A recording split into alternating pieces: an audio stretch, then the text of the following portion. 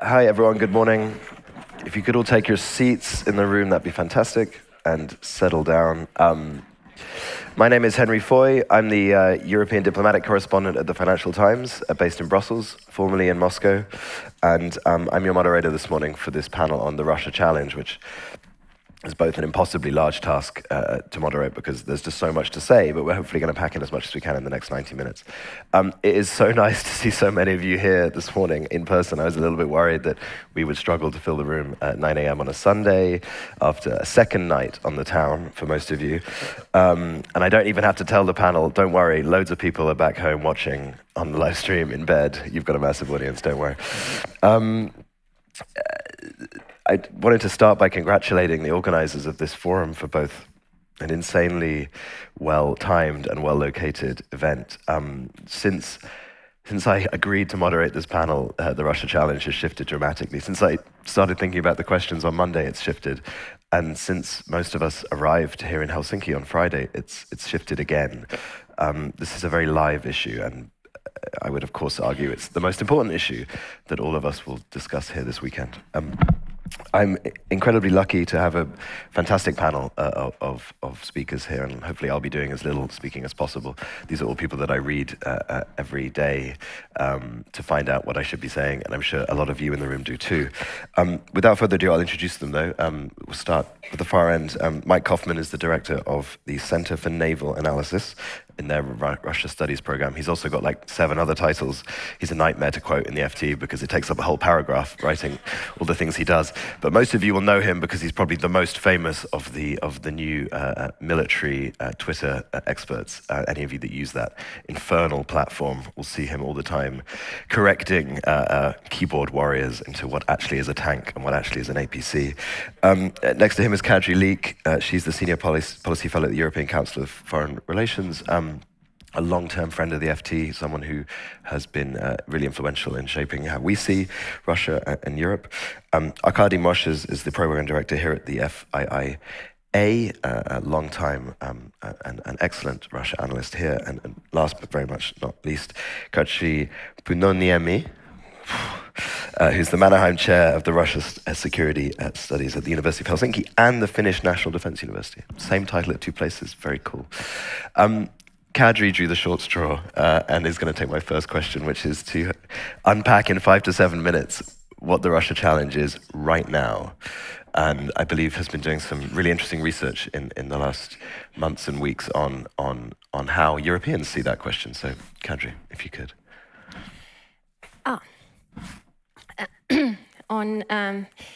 Yes, good morning everyone, and very happy to be in Helsinki. And yeah, I volunteered to share some information from my recent research, as that really is sort of one concrete bit of knowledge I can offer. Everything else would be speculations. But at ECFR, we do things that we call power audit, which essentially means that we go to all European member states and ask what they think about question X, Y, or Z. And over the summer, I sent out questionnaires about Russia and European policy towards Russia. I tried to see how much unanimity or difference there is in European views, because the conventional wisdom in many places, including Moscow, but also in some corners of Europe, suggests that Europe is so disunited that it will soon fall apart under the weight of sanctions. I don't think that is going to happen. I mean, it was quite striking what we got back. I asked about sanctions. A small proportion of countries suggested that we should beef up the sanctions. Big majority said that sanctions are sustainable and they work. We should stick to them. Hungary said we don't like sanctions, drop them. No one else. And there is no talk about whether the sanctions work. I mean, a number of countries admit that Putin has gone beyond where he could be influenced by economic calculations, but that's not an argument for dropping sanctions. It's about something else now, and everyone knows it. So I don't think that we will be having those discussions we had between 2014 and 22. Do sanctions work? Should we drop? How shall I go about it? that's a thing of the past. Outlook in Europe is gloomy. Everyone is quite melancholic about where this is going. People predict long war. People predict a completely different world order after that. They don't know what it will look like, but we asked, do you honestly think that the OSCE-based European order can be restored? Some said yes, but the majority answer is that we stick to that in our rhetoric, but deep down we know that the world has changed and future will be different from the past. But despite that melancholy, there is a certain decisiveness to address the challenges there are, to muddle through that winter and muddle through the times to come. There is no defeatism at all, and that was quite striking. Interesting thing to me also was that I think Russians are seeing it. Some better Russian commentators whom I'm reading, Fyodor Lukyanov recently wrote a column where he basically said that Russia has started a standoff with the most better equipped and mobilized part of the world that is using it to launch its own project.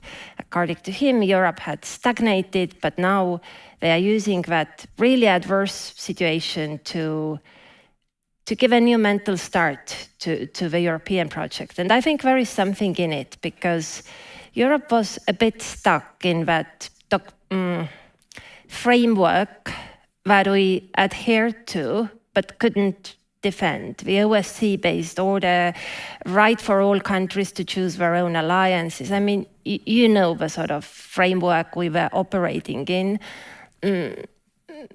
And that was a credo, but wasn't something we could really practically defend.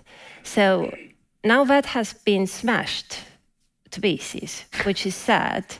But on these pieces, it looks to me that people are actually focusing on getting things done, maybe eventually building something new. So I don't think that Europe should really give us cause for desperation. Worry, yes. Lots of work, absolutely. But no gloom and doom. That's a nice way to start. Arkady, what Kadri said there, I mean, there's obviously a big difference between 2014 and 2022. How much of the Russia challenge that we face now is sort of our own making? I mean, how much has the Western view on Russia had to shift and catch up with reality between 2014 and 2022? I mean, has the perception of the challenge changed? Yes. Good morning, everybody, and thank you very much, Henry. And yes, short answer is yes. I think in the last 20 years, compared to the last 20 years, the West now has the best chance to actually successfully meet the Russian challenge. Why? I come from a medical family. I was taught from the beginning that before you start treatment, you need to understand the diagnosis. And we now understand the diagnosis. The diagnosis is the essence of the Russian-Western relations at the moment is conflict. Not everybody is ready to call it like that. Some play with it's not a military conflict, it's a different type of conflict. Maybe it's not a conflict at all, but implicitly people realize it's a conflict. It's not sanctions and dialogue. It's not interdependence. It's not strategic partnership, for God forbid. It's a conflict. And that means you need to prevail. The definitions of what you mean by prevailing might differ, and it still needs to be discussed, but the basic understanding is there. What has changed in the Western perceptions and understandings of Russia and the post-Soviet space, frankly, in the last several months is the following. I will quickly go through 5 points. There are actually more, but these I find most fundamental. One is the extension of what I've just said. West is no longer dodging the conflict. It is not seeking the position of a mediator in the Russian and Ukrainian conflict, pretending it's a Russian-Ukrainian rather than the Russian-Western conflict. it helps Ukraine, and it knows that it's right to help Ukraine economically, politically, militarily, diplomatically, the way you can. This is a huge change, because if we go back to the times of Crimea annexation, the beginning of the conflict in Donbass, the West pretended it was not part of the battle. Well, they actually pretended, or was happy to pretend Russia was not part of the conflict. It's part of the same story. Now it's directly involved, and as Kadri has just said, it understands it needs to keep to be involved. Second, and this is, I think, also fundamental, a preference of a frozen conflict over the hot war has been dropped. First time in the post-Soviet history. Because the default behavior of the West in the previous 30 years was, when something was happening, freeze it. Leave it to the future generations. Now people in the West understand that a frozen conflict is not a solution. It's at best a pause before a new phase of war, which will be worse and more disastrous than the previous one. That's a fundamental change. 3, the mental map that has existed up until recently, and which was dividing Europe into the space of Euro-Atlantic integration and the post-Soviet space, is being archived. It's not yet fully archived. You can still meet people kind of seeing this division. But nevertheless, the EU decisions taken in June to provide candidate status to Ukraine and Moldova are basically killing that old worldview. I'm not getting too euphoric. I understand what difficulties are ahead. I know that for many EU countries, the solidarity they expressed in June was the culmination, was the top point.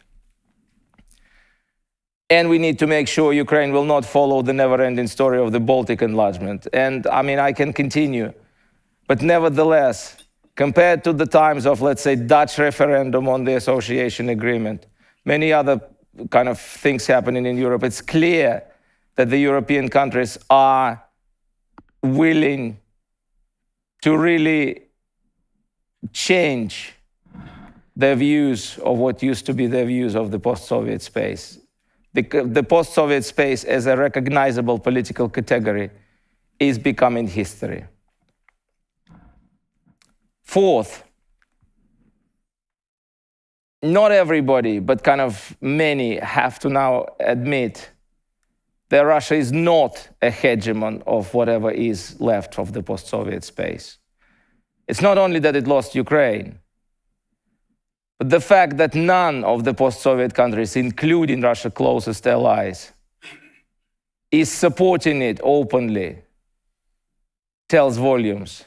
I mean, Russia's closest allies, Armenia and Kazakhstan, are not helping Russia to circumvent the sanctions. I mean, there are some individual companies that do, but the states do not.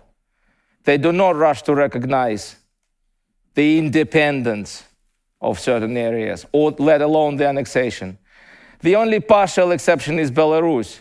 Partial because the regime is happy to support Russia, but not the people. But even the Belarusian regime, having been speaking about its readiness to finally recognize Crimea's annexation, actually did not do it. There was a statement by Lukashenko, but the constitutional procedure in Belarus has never been even started, let alone completed. So none of the post-Soviet space is following Russia. And this is not totally new, but one could expect that at this critical moment, Russia would be able to press its allies more seriously, to no avail.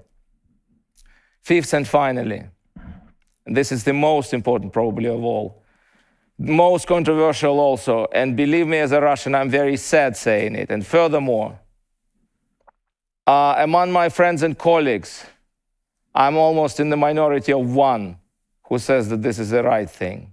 Most of my colleagues disagree with it, but I agree with it. What I'm saying is that when we're having the debate, whether it's Putin's war, or Russia's war, or Russians' war, we are at least recognizing that this is Russia's war. This is extremely important because, again, we used to have a picture a very simplistic picture that there was a bad thing called Putin's regime and a good thing called Russia and Russian people. Unfortunately, that was too simple and too optimistic. Again, compare it with Belarus. In Belarus, there is Belarusian regime and Belarusian people. And that's why Belarus is not at war. Because the regime would be willing to drag the country into the war, but people don't let it happen. There was a famous Soviet dissident writer, Sergei Dovlatov, who once wrote, describing the 30s, that Stalin, of course, is a slaughterer, but somebody wrote these 4 million denunciations. That's where we are, without the active support of the 25% of the Russian population, without the passive acquiescence of another 50% of the Russian population, which do not support the war, but are happy to express the support when they are asked to express the support. There probably would have been no war. And it's the same story. For as long as they don't protest against the war, they will have war. For as long as, it's the same as like for as long as they don't want to have elections, they will not have the elections. This cannot be helped for now, but it needs to be recognized, and it's by and large progressively is being recognized that we have a problem not only with Putin. And again, believe me, it's very painful for me to say these things. To conclude, what is the recipe? The recipe is actually simple. Do not be intimidated and do not be bought. And unfortunately, for many years in the past, many in the West were intimidated by possible Russian steps. And unfortunately, many, and we will not be naming the names now, but we know them, were bought and were lobbying special interests as if those special interests of theirs would actually be indeed the collective interests of the West. So the program for now is to prevail in the conflict relying on these two principles. But of course, in future, the task will be even bigger, because what to do to make Russia change, I don't know, but it will have to be done. The change will have to grow from within, of course. But how to promote that change, that will be a very daunting and challenging question for us for many years to come. Thanks, Arkady. Very thorough analysis and lots of points I'm sure that your panelists here would like to respond on. We're talking about the war a lot, Mike. It would be remiss not to tap your incredible expertise. Could you put this conversation in the context of what's happening on the ground right now? I mean, it's obviously been a very busy weekend. Is the challenge getting harder, given what's happening in the conflict itself, or getting easier? Sure, and thanks for the kind invitation to speak here. So I wouldn't actually put it either way as harder or easier. I think where we are currently in the war, and it's often difficult to tell whenever you're observing the conflict, Sure. It's obviously much easier to write the history of a war after it's happened.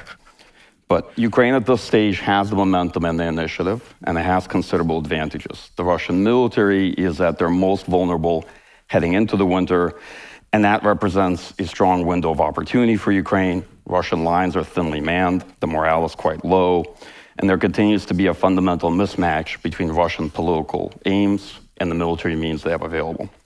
And as the winter approaches, however, you might see more return to strategies of attrition and exhaustion, because in the next couple of months, the war might transition to being a focus on force reconstitution. And the question will be for Ukraine to make sure that its military comes out better in terms of quality, equipment, manpower, and ammunition out of the winter into 2023. Russia's partial mobilization, which appears in practice to be a phased general mobilization, at the moment it's a very chaotic process. It's about what you would expect. You know, as an old Russian military saying that whoever served in the army doesn't laugh at the circus, and that's kind of what it looks like.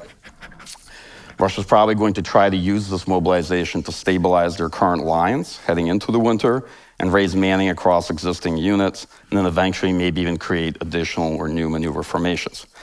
The moment that effort is really born out of desperation from my point of view, and it would have been a much more dangerous development if Russia had gone through with it back in April, when they had allowed the force capacity available, officers, enlisted professionals, and a lot of the equipment. That said, mobilization and wartime measures take the situation a bit into I would say, relatively uncharted territory. This really hasn't happened since World War II. It's very much understudied in my field, and I would be a liar if I was to tell you that I know exactly how this is going to unfold. It's an inflection point with a good degree of uncertainty. The main implication of mobilization, at least from a military perspective, is that it may extend the war. It does not necessarily alter the trajectory or the outcome, doesn't improve the quality of Russian forces or change many of the problems that they've had in the military, and it could also very well blow up in Moscow's face, depending on what happens to this army during the winter. That said, it should not be dismissed either. Manpower quantity is not deterministic, but it does matter. Mobilization together with annexation, from my point of view, marks a relative point of no return for the Kremlin. It means that Russia cannot easily revise minimal war aims and that the regime has fully committed itself to the war. That makes it very likely that the war is going to go on as long as Putin's in power, at the very least. And one of the challenges with the conflict is, even though right now it's very clear that Ukraine is winning, it's typically up to the loser to decide when the war is over. So from my point of view, that very much means that Europe needs to think about the measures they're going to take to support Ukraine economically, in terms of defense capacity, ammunition, equipment, and what have you, going well into 2023. The question is really about sustainability and long-term sustainability of the effort, and assume that this war might extend into 2023 and beyond. Why? Look, it's fine for people to hope for a faster victory, right? The job of analysts like myself is always to recommend preparing for the worst possible outcomes, because wars often tend to go on much longer than policymakers expect, okay? And this is the expectation that I have to try to set. And many also want to imagine a stalemate or a freezing of the conflict, as Arkady mentioned. And I'm going to say that I very much agree an early pause or a ceasefire is only going to result in rearmament and yield a follow-on war as a result of this war. That's the way it's looking like to me. It'll be a temporary respite. Now, maybe lastly, I'll say, because I've heard this discussed several times before now at the forum, I think presently that the risk of nuclear escalation is fairly low. That's kind of the only good news in that department. I think there are many steps likely between now, where we are now, and a dramatically increased risk of nuclear escalation. But we are overall on an escalatory path. And if you say, what does low mean to somebody like a military analyst? Well, in 61, Khrushchev assumed the risk of nuclear escalation might be around 5%. 5% is considered pretty high and significant in discussing this topic, okay? So for those people who are in the business community for whom 30 or 40, 50% is high, in a conversation on use of nuclear weapons and nuclear escalation, 5% is considered quite high, all right? So mobilization in the near term lowers the risk, from my point of view, of this kind of escalation. But overall, it raises the long-term risk. So steadily, the risk that is a trajectory that this conflict could undertake is growing. Thank you so much. I mean, Katja, you and I have spoken a bit about this in advance. Going on from what Arkady said about how this is no longer a war against bad Putin, but it's bad Russia. And the extension, of course, then Russian people. What Mike's just said there about mobilization, extending this and sort of, if you like, spreading the risk wider. The conversations that are going on now, and the President and Niinisto mentioned this on Friday, what happens next, right? What happens after? How do we structure that? I mean, this Russia challenge is going to be here for as long as we can imagine, right? How do we plan for the next thing, the post-war challenge? Is it too early to do that? Well, at least it's something that we have to think very carefully right now, because the war shapes us, the war shapes Russia. And I think at the start of the war, Russia that we used to know was lost. We kind of realized that we are not dealing with anything that we used to know exactly. And I mean the idea of textbook idea of national interest. What are Russia's national interests? And nothing in this war or starting the war kind of is near this expectation. So how to imagine a future where everything that you thought makes sense even in Russian politics no longer applies. So this war shapes us, it shapes Russia. But of course, we can then kind of try to look at the situation clearly right now. So what Russia is doing, it's burning bridges, So it concretely and very symbolically. So there's, in a way, nothing from the previous policy to take with us to the future. Then on the other hand, as I think Arkady well described, we have the imperialist, colonialist Russian core, very old-fashioned, maybe in the Russian leadership living in a very different century from where we think we are living 21st century, and they are somewhere in 18th, 19th century. So we have a Russia that is applying policies going forward with very different mindset than we are ready to understand. And then this gap in the public politics. So I think it's kind of realistic to assume that there's very little with what we can do. Even if I say that, well, war shapes Russia, it shapes us, but how to then shape Russia to direction that is easier in a way to deal with in the future. I just don't see any way to influence it. So then it means that after then it might be that the one final thought is that of course we can think of scenarios. So if Putin can hold on this mobilization thing without it kind of becoming a something that really turns the people against the Kremlin, maybe we will see a period of kind of totalitarian model, even fuller version than there is now, or then the kind of total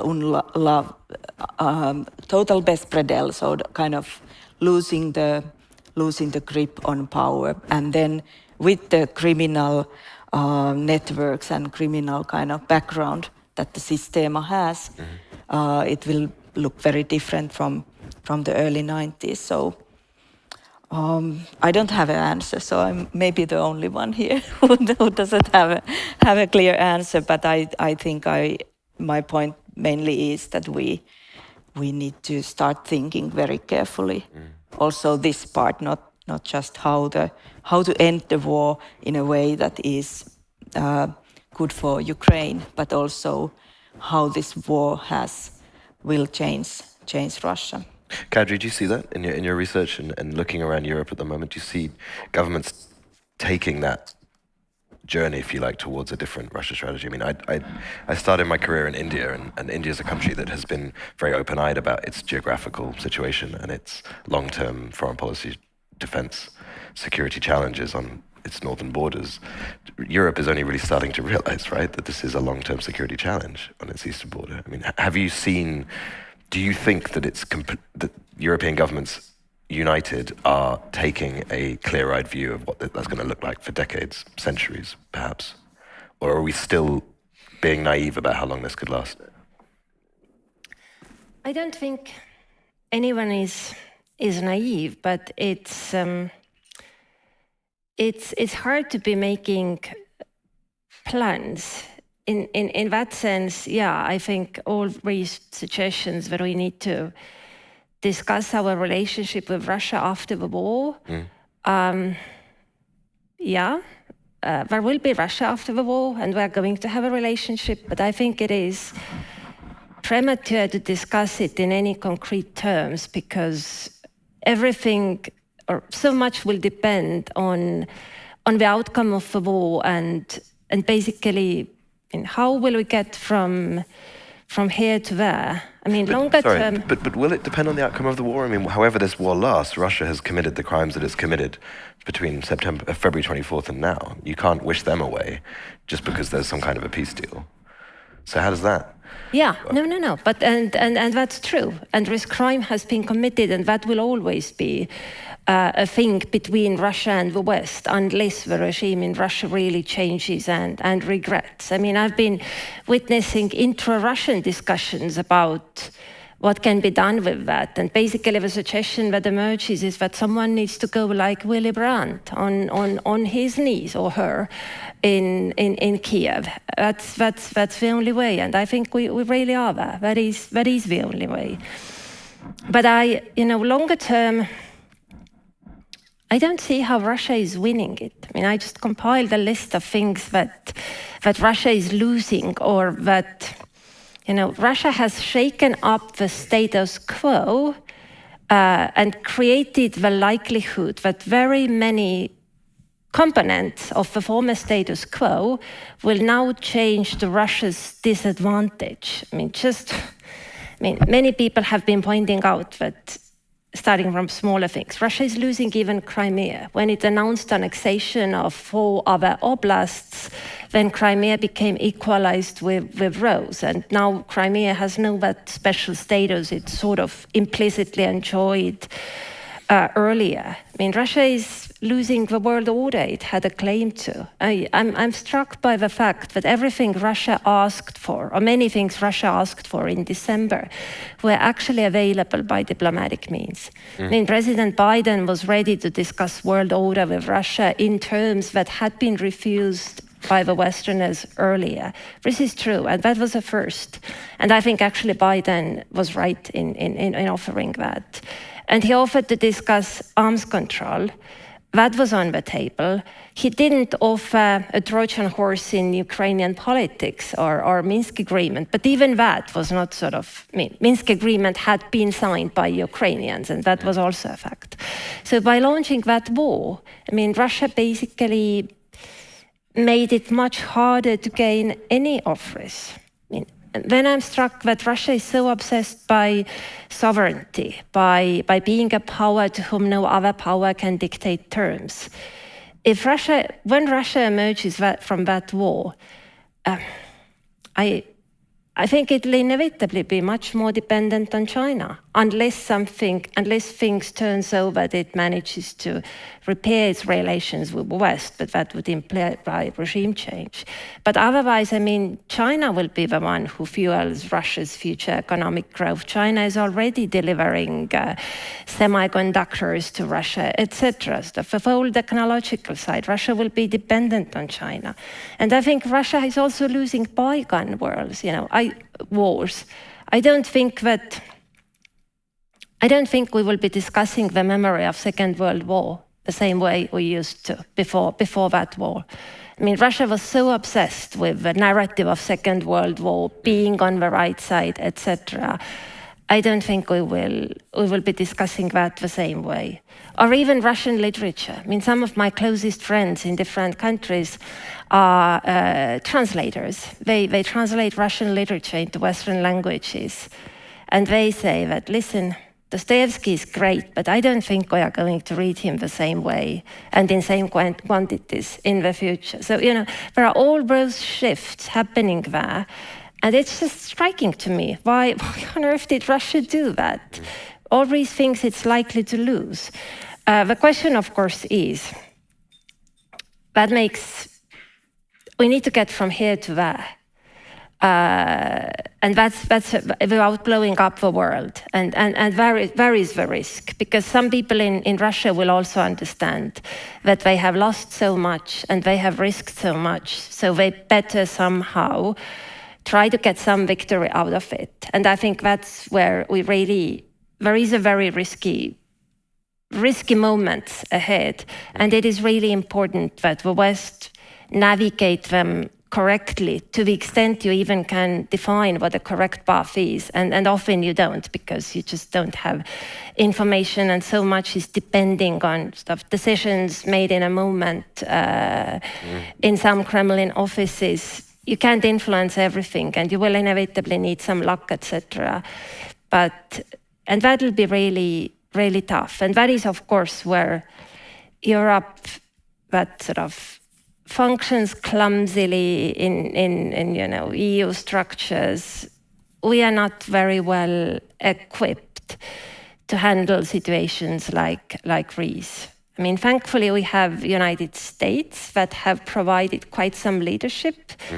Until 2024, we probably can rely on that. after that, who knows? Mike, I noticed she's smiling there as she said that. Do we still need the US? Do we need them more to confront the Russia challenge as it goes ahead? Or has Europe got a bit overconfident in terms of how it can handle this? Yeah, that's a good question. So let me make 2 points first before I answer that, and they'll be relevant to my answer. So if you kind of look at this war and you ask yourself, all right, what is this major conventional war in Europe? Tell us a little bit about the character of war. And why is that relevant to the answer of to what extent does Europe need the United States in a leading security role? So my views on this have pretty much stayed consistent, which is that beyond the initial operation, beyond the initial phase of war, which is usually high intensity with a lot of maneuver warfare, conventional wars come down to attrition, the ability to replace manpower, material, and ammunition. And the force that reconstitutes itself better over time can recover from those losses and can mobilize their society and then eventually begin imposing very significant operational dilemmas on their opponent. The second point is that this war also reminds us that scaling force employment is very difficult. It is very difficult to employ a large amount of forces in a coherent manner in one theater of military operations, especially the more complex of an operation you're trying to attempt. And force employment is deterministic of success. Forces on paper don't matter and count that much because forces never march cleanly off of paper onto a battlefield. Why I often say that Excel spreadsheets do not fight, okay? All these tabulations you see people do, in the ether of whose military is better and stronger on paper are not that significant. Force employment is king, all right? And what most militaries might be able to do with a couple battalions or brigades, that's actually about it. For a lot of militaries, that's literally all that they can do. They cannot use force on a larger scale.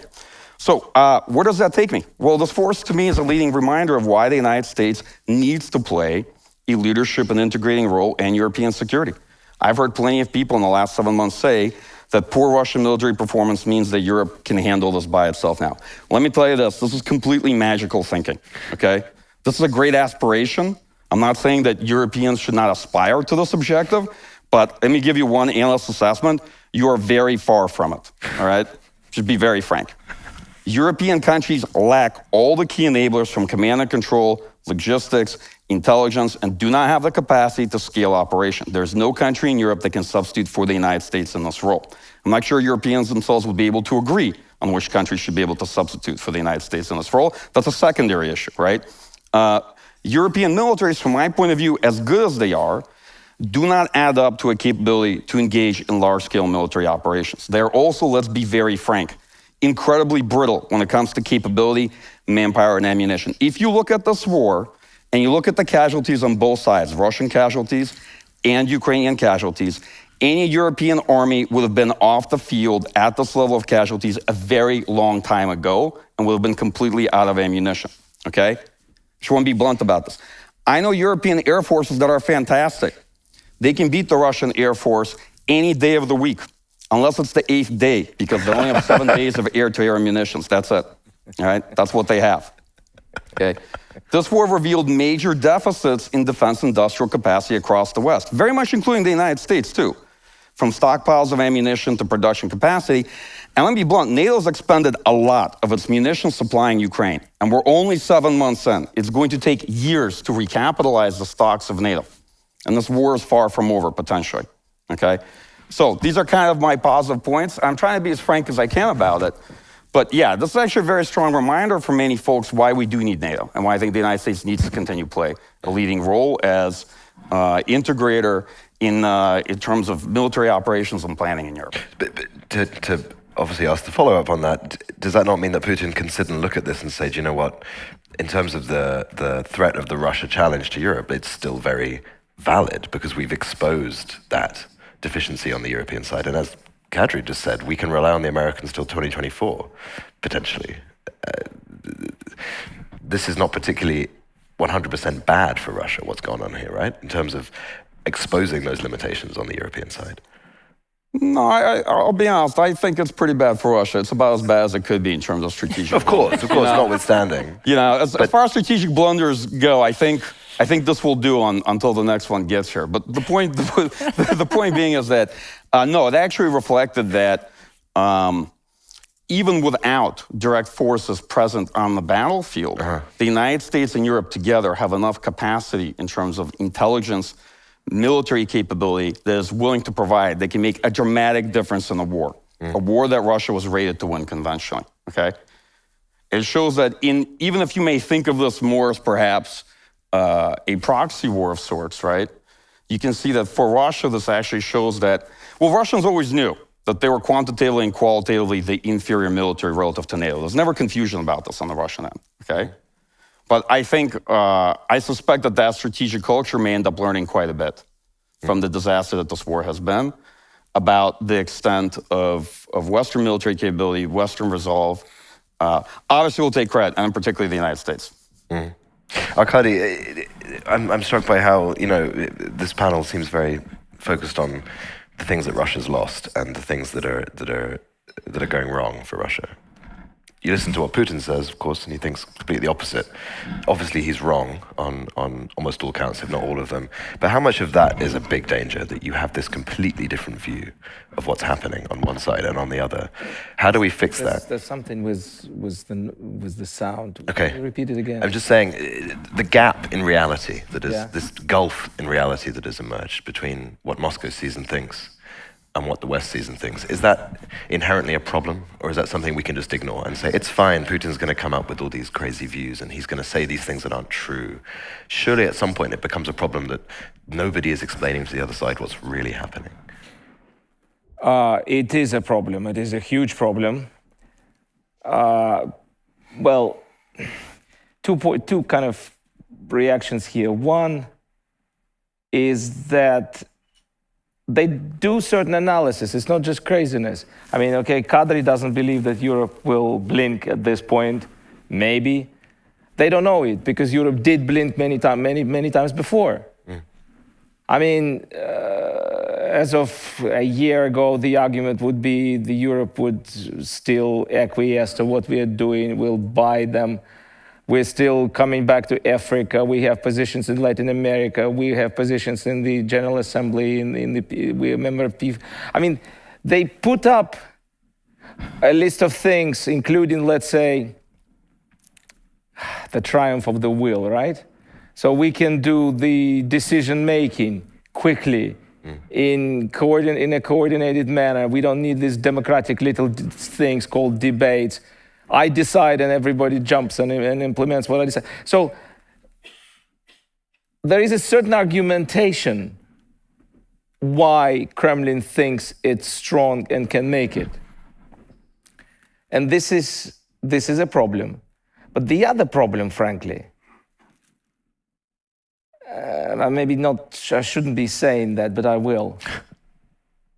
For many years, and that continues, the Western politicians were reading Putin's speeches as intended for the domestic consumption. Yeah. Putin's statements were easily dismissed as intended for domestic consumption, still are. This is wrong because he means it. If you go through, Katri can do it better than I, but I mean, if you go through his speeches in the last 18 years, at least starting from the Beslan speech, September 2004, where he said clearly that the Islamist terrorism is just an instrument in the hands of those traditional enemies of Russia who want to tear juicy morsels from it. 2004. Then there was a speech about the collapse of the Soviet Union being the biggest geopolitical catastrophe of the 20th century. Then there was the Munich speech. And then repetitively, time after time, he was saying, guys, I have a problem with you and I'm going to solve this problem the way I can solve this problem. No, it's for domestic consumption. We don't need to care because we have interdependence and strategic partnership and partnership for Russian modernization and you name it. So Russia has a problem with itself. The West has a problem with Russia. But the West also has a certain homework to do in terms it reads Russia. Because it's so easy to dismiss the things which they really mean just because it makes our life more convenient. That should stop. Katri, coming back to your earlier point, should a Western strategic endgame here to be the complete collapse of the Putin regime, the destruction of the regime as we know it, and potentially the Russian state? So should that be our? Yeah. Well, I'm entertaining the idea sometimes theoretically, like in a context of how to make this war finish earlier. So trying to maybe, and I think that's part of the plan here. But I think what it is important what Arkady just said, and also earlier discussion on, does it matter why that the Kremlin sees what is this conflict so differently from us? And yes, of course, it is a big problem here. And after reading a lot of these documents, and now recently reading also not just the media or what Putin is saying, but also the academic literature, the military literature, or the historical literature, it is amazing how the scholars in a way have adopted the Kremlin war rhetoric. And there's very little space there to have a conversation on what kind of, in what terms Russia could finish the war in a way. I don't see that kind of discussion. Maybe my colleagues do see some of it in Russia, and that's first a big problem. But the bigger problem is the way the Russian leadership went to this war and many other conflicts, is the idea that there are two versions of it. In both versions, Russia is only reacting. Russia is not actively have an active agency in the conflict. So there is this threat of Western intentional weakening of Russia, and now it's getting the extreme version. So even Ukraine is this vassal of the West, etc. It doesn't have an agency. But then there's another version of the same issue, which is that Russia is a victim of long-term all kind of things that it can't have an agency, and so there is this complete schizophrenic starting point when Russia is trying to argue what it is doing, which led partly to the early phase of failure in this war, because the scale of the military participation, military force, and the political objectives, there was a discrepancy. They were not in a good scale. So, and that's when I started. That's a part of the problem we are having now, is that we can't, in a way, have a conversation with the Russia who is not acknowledging that it is actually in a conversation. Yeah. Yeah. So that makes ideas of settlement, and I truly agree with the colleagues here that any ceasefire, any kind of a partial thing, wouldn't be the right thing to do at the moment, even if it means continuing of the destruction. I'm keen to get questions from the audience. I see far more capable minds than mine out there. But just before I do that, and while we're getting the microphones ready, to ask the three of you the same question I just asked Katri, like, should we be wishing for the collapse of the Putin regime? Is that going to make the Russia challenge easier for Europe and the West, or harder?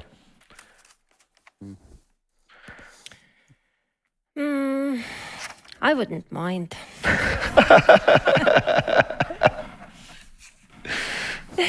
To be honest, I mean, of course, regime collapse would open all sorts of risks. But will these risks be bigger than the ones we are having now? And at least they would sort of allow whoever takes away in Russia to get out of this escalatory spiral. But some of them must understand this is disastrous. So I don't think we can do much to bring it about. I think it would be a wrong policy for West to sort of make that our goal policy, try to, that's no. But if it just happens, I mean, yeah, please. Mike? Yeah, I'll comment. So And that actually, often the first question is, it depends on the how it collapses. Sure. It matters quite a bit. Sure. But that being said, yeah, in general, I think there's a mistaken notion that, whatever follows Putin might be worse. Actually, statistically, in regime transition, it's usually better. You're more likely to get somebody like a Khrushchev following Stalin than you are somebody who's worse. And plus, with Putin, you have a major problems, kind of not to put it glibly, but the old dictator decision-making problem after 22 years in the personalist authoritarian regimes. And the system begins to degenerate as people who are competent get replaced by people who are loyal. And eventually, whether you assume Russia will be authoritarian or not, your biggest issue is decision-making in a major power like that basically degenerates. That said, I don't think it's necessarily going to make the Russian challenge long-term much easier. I'll make 2 points on this. This is what I think to me is kind of principally the strategic challenge. The first one is that the largest power in Europe, fundamentally outside of NATO, is not a stakeholder in European security. It certainly won't be under Putin, but it's not clear that it's going to be under whoever follows him. And the second part is we're still fundamentally dealing with the fallout of the collapse of the Soviet Union, right? As many historians have argued, that the collapse of the Soviet Union is less an event and much more of a process. These are in many respects still imperial wars. These are fundamentally wars of Soviet succession. And the Soviet Union is maybe dead, but it's not gone. It's very much with us. A lot of people, I think, misinterpret the 90s and 2000s because in many cases we avoided all the worst outcomes of Soviet collapse. But this is actually still those outcomes. This is a follow-on generation of wars that have come increasingly worse. And it's really nice to think that this is sort of the last gasp of a dying empire, but that's not necessarily true. This is not necessarily the last imperial war of Russia. So that's the other point I'll make. And these are two interrelated challenges, right? And in general, in conversations about what to do following the dissolution of the Soviet Union, I found, at least from a United States, from Washington perspective, we focus much more on the question of what to do about security in Europe and how to address the vacuum for security in Europe that both the Soviet Union left and the aspirations of European countries, and much less on what to do about the fragmentation of the Soviet Empire and how they handle that process. In many ways, either assuming that it was done or hoping that it would be done, but oftentimes having a very fitful engagement with it, right? And very inconsistent in how we were addressing it. And that's in part, in small part, but it is in part how policy got us in some respects to where we are today. Arkady?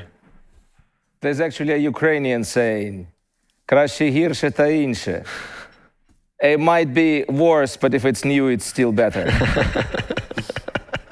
And what I want to say is I agree with Michael that much will depend on how it will happen if it happens.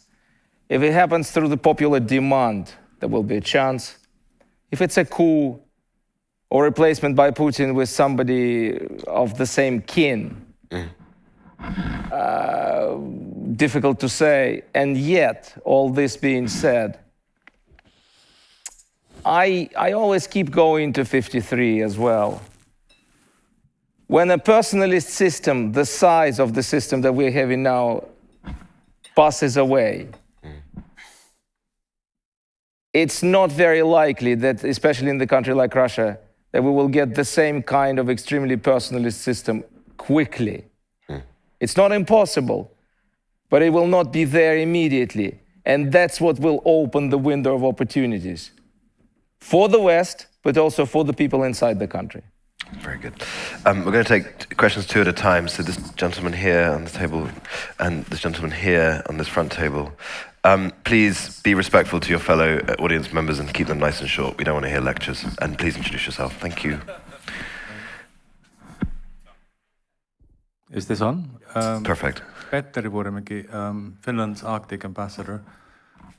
I'm not going to give a lecture. I'll make a personal remark. It's a personal remark because I've spent 16 years of my life in Brussels working on EU-Russia relations. I was there for the strategic partnership, for the partnership on modernization. I spent 2.5 years negotiating the visa facilitation agreement on visa freedom. I sat through 12 rounds of negotiations for the new comprehensive agreement between EU and Russia. Last 5 years I spent up to my neck on EU sanctions regimes. In 2019, when I got appointed as the Arctic ambassador, I was thrilled that I get back to cooperation side of things, being able to do sort of proactive, positive things. And the cooperation in the Arctic has been remarkably constructive. It was only last December when we had the Arctic Council meeting in Russian Siberia in Salehard. It was a fantastic, excellent meeting. My question is, there are some who say that the Arctic might end up as a new theater of conflicts, a region of high tensions. And my question is, do you subscribe to that view? Thank you. Thanks. And here, gentlemen. Thank you very much. William Alberg from IISS. I'm always terrified of the conversation about regime change because I used to work at NATO, and I remember there were certain allies that say, we don't have to reform our militaries because the Putin regime will collapse and then we can go back to business as usual. So I'm a little bit scared of it. So I was loving the discussion right up till we got to that point. But my question is, we do have to think about how this ends. I do think this is a forever war for Russia. And therefore, when I think about an end state, whatever that is territorially, it should be NATO membership as the only guarantee to prevent Russia from doing it again. And there is precedent, for instance, with the 2+4 treaty of some kind of compromise. And then we can kick the issue of Crimea 20, 30 years down the road like we did with Baltic independence. Do you agree, or am I missing something? That's the only end state I can think of where Russia doesn't do this again. Thank you so much. Okay, who wants to take the Arctic question? I can take it on briefly. Sure. So, Okay, yeah.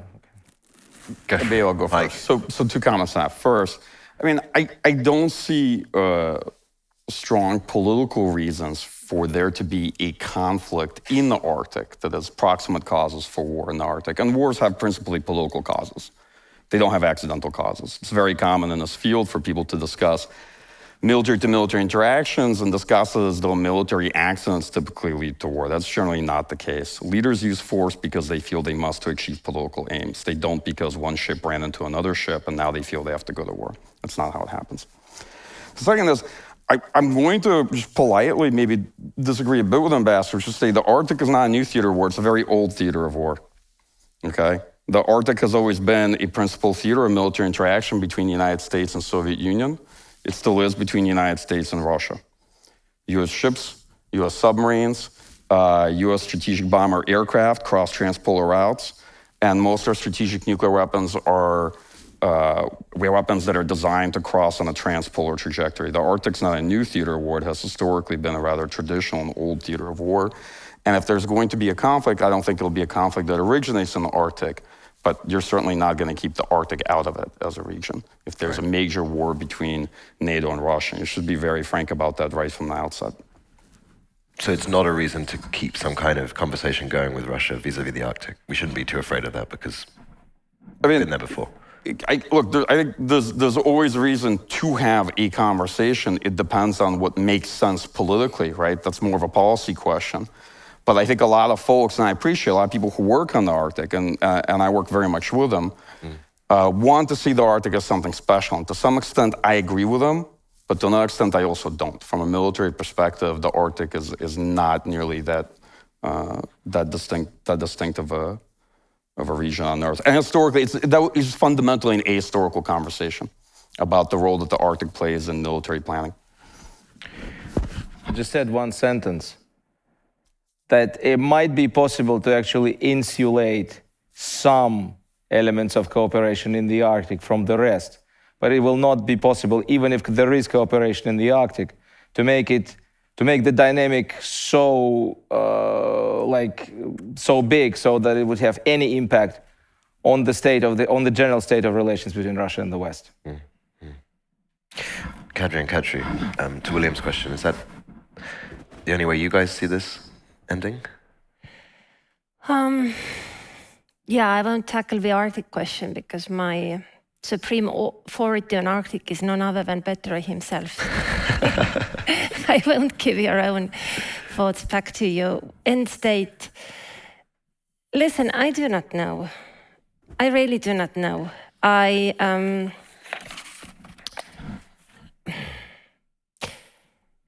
my instinct actually is telling me that when it ends, we might be in a much more sort of clear-cut situation than has been the case for a long time.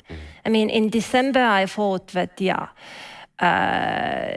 you'd need to conclude all sorts of complicated agreements with Russia. We cannot keep doubling down on what we considered rules-based order, etc., without being willing to defend it with military force, etc. So I saw a sort of complicated world emerging. Now, however, and I do not know, but somehow I think that it'll end differently. It's not where we will end up. But of course, I mean, and Michael sort of alluded to that. I think it is important that we pay attention to certain realities or, I mean, I think one of the things that went wrong in the 1990s was exactly Russia signing up to all Western rules and norms that it was unable or unwilling to follow later on. You know, that created that trap, legalistic, moral, etc., and made the system very rigid, made it very hard to adapt things because all sorts of adaptations would be seen as sort of moral defeats.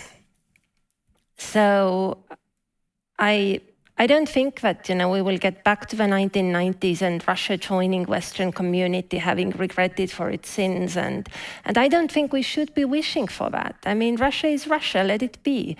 Let it play the role of Russia, provided it doesn't involve invading other countries. If they manage to learn that lesson, if they manage to disown the war and distance themselves from that, then, it's fine that they don't think like us on all the matters. It's actually useful for us to have someone out there challenging our views, even if at times it is unpleasant.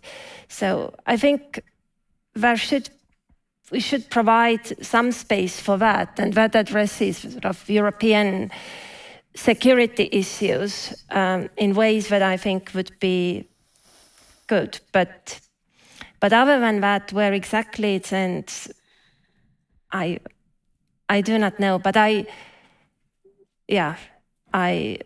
instinctively, I don't believe in forever war, frankly. I think Russia runs out of moral strength for that one point.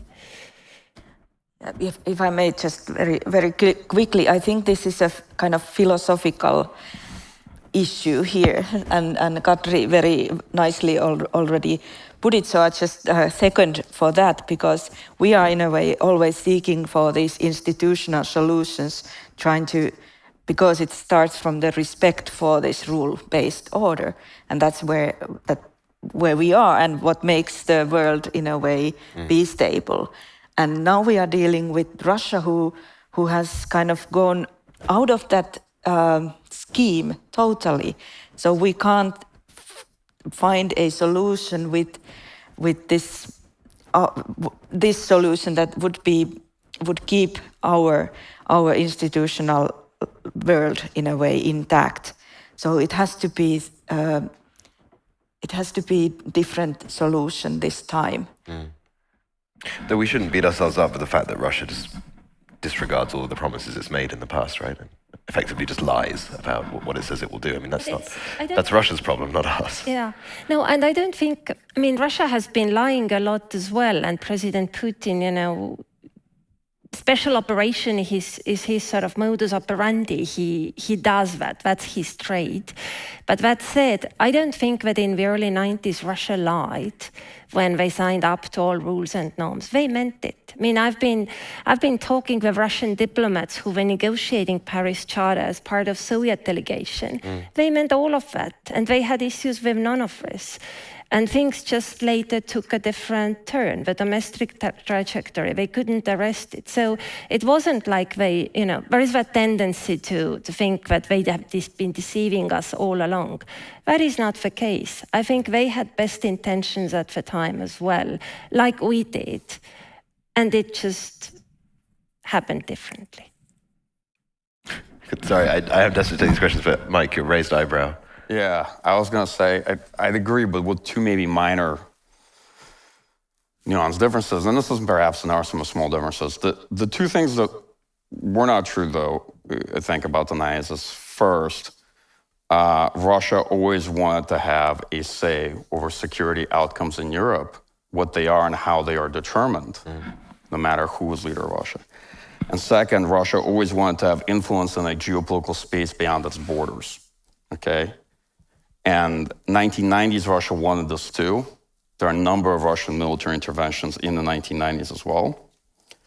Use of force to pursue political aims is not something that somehow began under Vladimir Putin. In 1990s, Russia, at the very least, if it didn't want to be the regional hegemon of the former Soviet space, very much wanted to be the arbiter of security outcomes in the former Soviet space, and still wanted to have a lot of it back in terms of political influence and being the country that essentially is the agenda setter. And that hasn't changed. And I'm not sure that's going to change under a different Russian leader. Constance had her hand up for a long time, and I think, yes, sorry, I can't see who that is. The light is very bright. There's an arm very high up in the air there. This gentleman here next to the camera. Constance Stelzenmüller, Brookings. Thank you very much for a truly fascinating panel. I think this has been a highlight of the conference. And Kadri's thoughts about Europe having to live with a Russia that is different and that remains a challenge to us, I think opens a whole new set or a whole new panel on what that would mean for European security. But my question to all of you is this: what can we do now, and what should we absolutely avoid to try and influence endogenous change in Russia that makes us safer after Putin?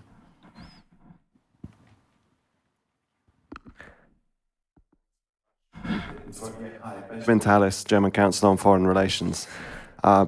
Briefly, to push back against Kadri, I don't think we can let Russia be Russia. We've learned that lesson. Russia has to change. We have to contain, first of all, to prevent exactly the kind of aggressive interventions that Michael has mentioned, but change in the long term. I think Arkadi's points, the 5, should be required reading for decision makers and experts around Europe. And to come into the point of expertise, which is my question, Michael, you mentioned that the analyst's job is to outline the worst case scenario. I'm not suggesting for a second that we should paint overly optimistic or too rosy pictures, because that's dangerous, but so too is being too gloomy. We know that on the morning of the 24th of February, in capitals around Europe, Ukrainian ambassadors went to their ministries of foreign affairs asking for help. In Berlin, as well as other places, they were told, no, because you're going to collapse in 48 hours. It's going to be over. There's no point helping you. What is our responsibility as analysts to, first of all, call it how it is, but also how do we take responsibility for getting it wrong in that way, for overestimating Russia in ways that had pernicious effects on our assistance to Ukraine? Love it. Debate. Let's go first for Constance. What should we do? What can we do to make sure that we're safer after this? Arkady. We are not yet there to make strategic decisions. I mean, this war will continue before we are able to actually come up with a strategy. Maybe half a year, that's my kind of life horizon, because I think we will know better half a year from now. I think that half a year from now, depending on the number of casualties, people will finally start talking about it inside the country. They're not talking about it inside the country. It's difficult to imagine. But up until the mobilization started, this issue was not on the agenda in normal families because it wasn't concerning normal families. This was indeed kind of Putin's war. Putin is playing games, maybe using contract soldiers, maybe using I don't know whom. It was not an issue because the economic effects were negligible. I mean, there was some, but fairly negligible for normal. Russians do not care about the inflation. 15% inflation for a normal Russian is just nonsense. It's what has been there for 30 years that prices were growing. So where shortage of food would matter, but there's no shortage of food. Shelves are full. Not same type of products, but they're full. So I say that 6 months from now, we will be wiser. But both now and 6 months from now, we should not hurry up with offering too much. We should not hurry up with making too many phone calls to Kremlin. I'm sorry, but when a Chancellor X or President Y, I cannot stand the temptation, calls the President Z, it doesn't work because it's read in Kremlin as a readiness to make concessions. Not to explain what's going on as we hear, not to have a discussion, but to make concessions. So I would wait for 6 months and then start maybe some careful conversations with Kremlin. But of course, as for the people, again, I'm sorry, I mean, it's not particularly helpful, but I cannot suggest anything that would work at the moment. It's too early. Okay. Kaja, do you have a response to? I think, basically, the best we can hope is that Russia will learn from its own mistakes. And I think they have some capacity for that. I mean, they have demonstrated that also in the Soviet times. After Chelyabinsk in 1960s, the Soviet regime refrained from shooting its own people on its own territory. Yeltsin broke that taboo, but it was that, and it was a true taboo. Afghanistan ended badly for them. So, sometimes system can learn from mistake, and this is a mistake of catastrophic magnitude. I would expect them to learn from it once the dust settles and maybe once Putin is gone. And there are people out there who are able to honestly and painfully extract a number of lessons. So I would leave that for them. I think the best thing we can do is do our own thing well. I mean, really make democracy work on our countries so that people see that it works. And Russians follow what's happening in the West. I mean, Putin might read us wrong, and he does, but among expert class, there are still people who diligently follow everything what's happening in the West. They call our bluff immediately. They understand when they are preaching but not behaving, but they also notice when we behave the way we preach, and that for them will create facts on the ground. They will understand that Western liberal democracy is a fact of life and there to stay, and that will shape their calculations for Russia as well. So that, I think, essentially is the best way we can influence Russia's reasoning. Phone calls, these are, I think they are useless, but they are also pretty harmless, actually. I don't think that this really encourages Putin in anything. He's beyond that. Yeah, thank you. I could continue exactly from there. So while Russia is doing the thinking and maybe learning, hopefully, I think our focus should be on Ukraine. So exactly like Kadri said, to in a way help or to help Ukraine to be successful, and then that might have in an indirect way a bigger effect than anything we could do directly with any opposition left in Russia. Mike, you're left with, why were we so down on Ukraine's chances, and do we need to own up to that as a Western analyst community? Sure, it's a good question. Well, first of all, it depends on who we are, because the analyst community always has debates and different points of view on it. It's not like there's one consensus. Second, it's a question of who you're actually asking. Analysts who do a lot of public work like me do, or the intelligence community. I see a lot of complaints about intelligence estimates from people who I know have never read them and never seen them in their life, okay? It's 99.999% of people I hear talk about what an intelligence estimate got wrong. I'm highly confident they've never seen it, okay? And they don't know what it says, okay?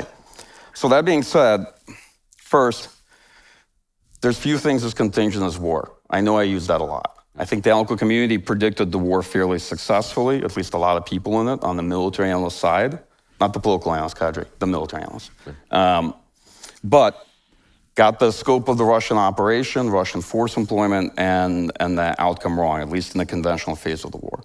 I think the assumption going into it was, it varied between people. For folks like me, it was that it would be a difficult fight, but that Ukraine probably was going to lose the conventional phase of the war, but that Russia was not likely to win the stabilization or occupation phase. All right. So here's the truth. Analysts usually speak to policymakers with a lot of nuance, with uncertainty and contingency. Then when you hear policymakers say what they think they heard, all that nuance and contingency is completely gone, okay? And then it's policymakers that you hear say that they thought Ukraine might lose or that Kiev could be taken in 3 days. And if you ask them if anybody actually said that to them specifically on paper, good luck seeing them come up with that. And then journalists quote them and it's one quote. In an article, Yeah, and then, so no offense. Yeah, the job isn't as easy as it looks. In DC, we have a joke that things are either a policy success or an intelligence failure, okay? Ben, your comment to me is fascinating because I think in many cases we have a policy success, but we still have a section of the community complaining about an intelligence failure as well, despite the overall success of the policy. So a couple points on this. First, yes, some countries, some policymakers, and some analysts were quite gloomy, okay? Second, in fairness, many Ukrainians and Ukrainian colleagues were very gloomy too, both in the run-up to the war and also in the early days, okay? It's only after the fact that the narrative emerged that, of course, Ukraine was always going to do much better and do well and all that. If we replay the footage from the first couple of days, you'll find something that's important to understand.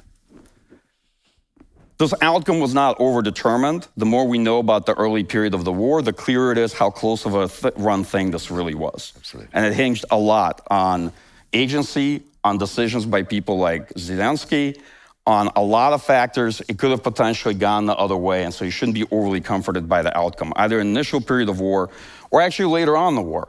Without Western and United States assistance, you can see the war of attrition taking a very different trajectory after May, okay?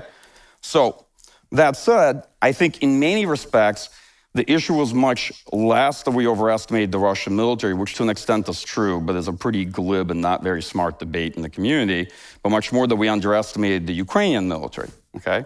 And it wasn't so much Ukrainian will to fight, I've also heard that. Generally, I hear these things from people, I'll be very honest, that I've never seen in the room in a single discussion on the Russian military, or on the Ukrainian military, or in the run-up to the war. So I want to be frank, if you weren't there, have some intellectual humility about talking about what people thought, why they thought it, and what the debate was. So to conclude this commentary, for the analytical community, analysts get things wrong. The important part from this is to learn from it and to move on, okay? It's still much better off than the pop-up Twitter experts. Just a quick comment. No, I just, to reinforce what Michael said, I'm sort of taking a general issue with the idea that analysis is equated with predictions or forecasts. I mean, for predictions, go to astrologists. That's that rate. Analysts work with trends. We work with what we know about how other actors think of their goals and means. And I speak that as someone who didn't predict the war because I didn't see it growing out from political discussion in Russia. I mean, we had that debate in one of the podcasts with Michael. Michael said that what he sees on the ground suggests that there will be a war. I said what I see in discussions in Moscow suggests no. Because Russia had its aims, but non-military means were there to achieve them, and that seemed to be the consensus in the wider establishment. And war seemed a disaster, which it is. I mean, I went through a list of things that Russia is losing or risking, so I'm not even ashamed of not predicting it. I didn't think that Russia will engage in a suicidal exercise, and I'm not ashamed of it. I think I I got Russia basically right. I might have failed as Putin's psychoanalyst, and that's somewhat of a different thing. And you know, things just happen as life always has its unpredictable ways, and I don't think we should even aspire to predict everything. I mean, that's somehow even arrogant. Not everything is determined by these rational factors that you can foresee. I mean, life is not a computer program, and it has no right not to be. It's good it's not. Life has space for miracles as well. So that's how it is. And just in defense of both pessimism in the early days and phone calls, we've all seen the video of Zelensky telling Macron, you've got to get on the phone to Putin and tell him to call this off. Of course, now we know that would have been a waste of time. Andrew here had his hand up, and there's a question here, the lady in the grey pull over. Thanks, Andrew Mick to the Marshall Center. A comment to Arkady and then to Michael, if I may. I fully concur and agree with you that this is a war between the West and Russia. But I would submit to you that while a lot of military leaders understand that, analysts, think tankers, I think there are large segments of the policymaking community that are still in what I called recently a crisis of disbelief. And that process is what I think ties to Michael's comments, because you know, in sessions like this, we like to poke fun at munition stocks and the inability to deploy and all this kind of stuff. Well, we're months into this war, and large segments of the European economy are not converted to wartime production. We're not building up stocks that we need. So yeah, we can build these wonderful stories about how many French howitzers were sent in and what a joke it is. My question is this: what do we need to do? And I'm speaking to us here, people who are working on these issues professionally, to take that conversation to a point where we not only have political statements of unity, because we do across the alliance, but we have a very different level of appetite for risk-taking as you travel away from the flank. Now in Finland, it's absolutely clear what the nature of the threat is. I hear the same in Warsaw, in Tallinn, and other places. As I travel west, things begin to change in the conversation. And Michael, I think until we get to that point, where there is this sense of political consensus that this is about us, this is not about them, right? You will not have the kind of commitment to stand up factories, shorten lead times on munition productions, build enough barrels, and on and on and on, and actually take a look at the consumption of munitions and adjust our own programs accordingly. So I just offer a word of caution here as to where this war is going. I agree with you. The predictions on the initial, the predictions now, we tend to seesaw back and forth, langsam. Let's understand that this is something very fundamental, and until we have a political decision to back it up with actual money, factories, production, we're going to be having these conversations amongst ourselves, but we will not have political decision makers get there. So how do we get to that point? Thanks, Andrew. And just very quickly, this lady here, yeah. Hi, Rachel Tausendfront. I'm with FIA as a visiting scholar.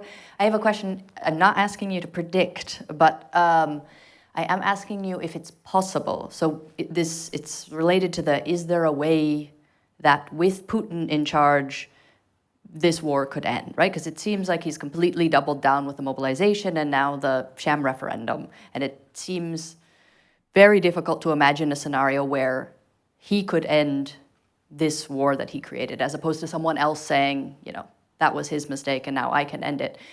But then I think, I think about Trump in the Trump media world. And Arkady said, in the average Russian family until 2 days ago, no one was talking about the war. I mean, we forget that people can live in a completely different reality.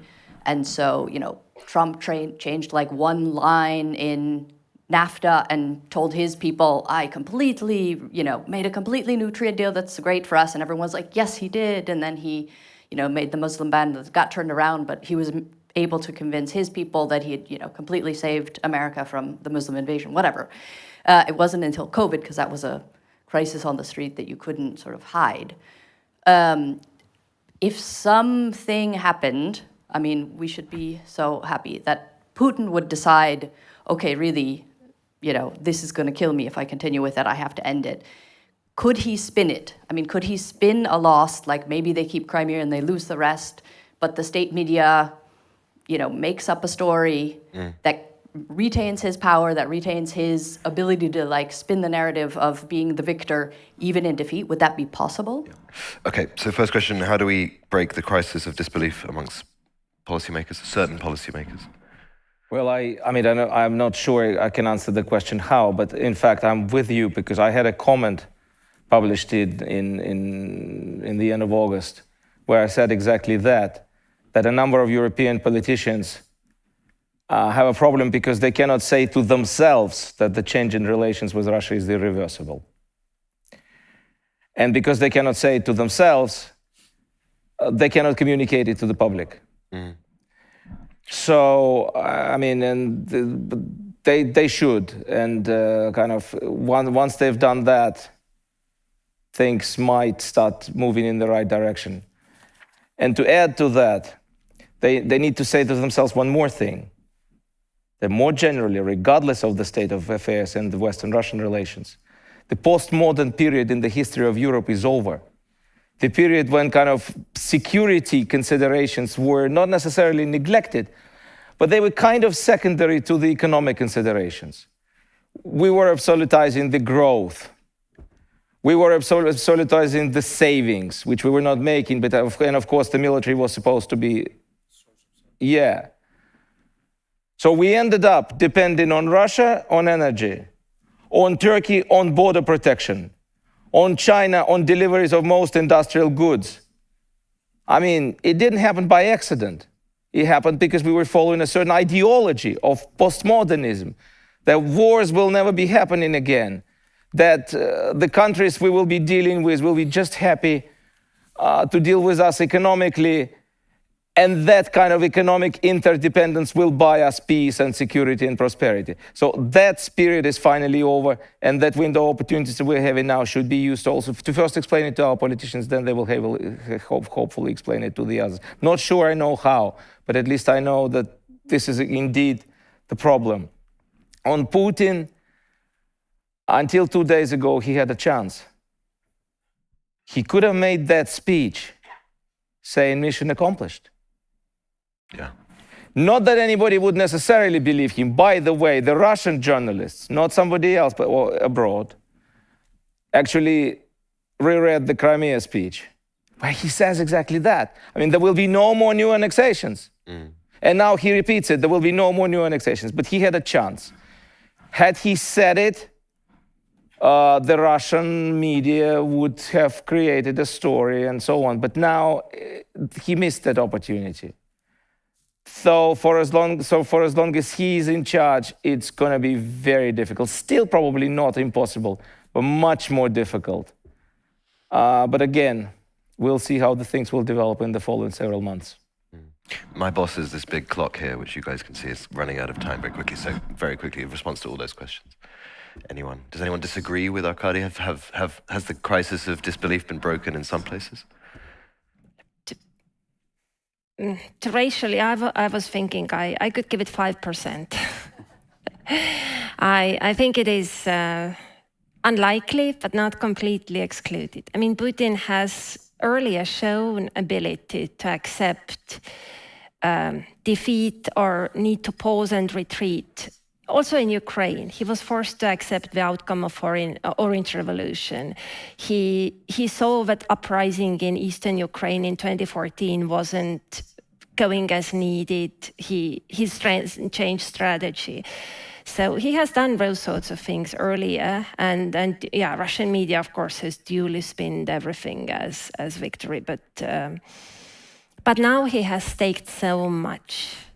And it's really existential. Before that war, I thought that Putin will outlast Putin, and that will be the shaper of system for years and decades to come, potentially. Now I don't think so. I think Putin is the end of Putinism, as we know it, at least. There might be features, but not. And it's also harder for him I mean, earlier I thought that he can leave power and live as elderly statesman, honored in Russia, despised everywhere else, but who cares? Now I don't see that future for him either. So yeah, but 5%. No, that was excellently put. I don't have anything to add. That was excellent. Mike? Yeah, to the question, you know, could somehow the war end under Putin? The answer is yes, Russia could lose the war. Big powers lose wars all the time, actually, in history. Yeah, Russia could lose the war. So yes, it can potentially end. It may not end in something that people like to think of as 100% peace, right? Like the complete and total end of conflict. But yes, Russia can very, very much lose the war. It's actually currently on that distinct trajectory.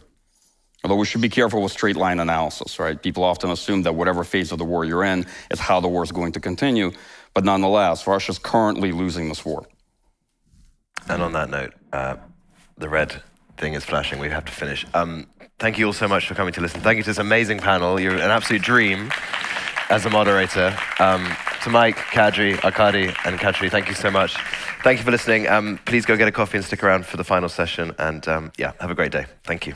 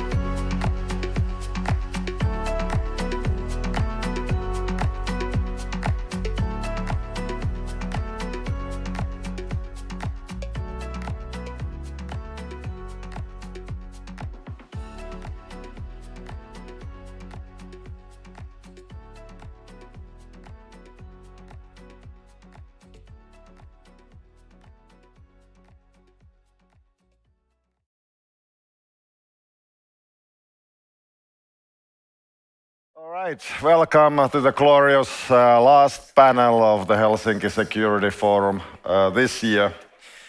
And the title of the panel is European Security in Global Competition. And all the words, of course, mean something in the sentence.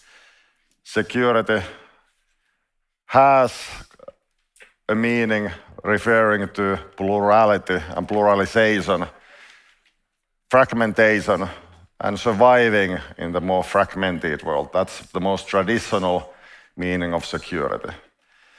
And then Europe, what does that mean in this context? Are there different Europes emerging? Are we seeing the same process of fragmentation happening? Should we talk about Europe in the wider sense of the word, or in a more constricted sense of the word?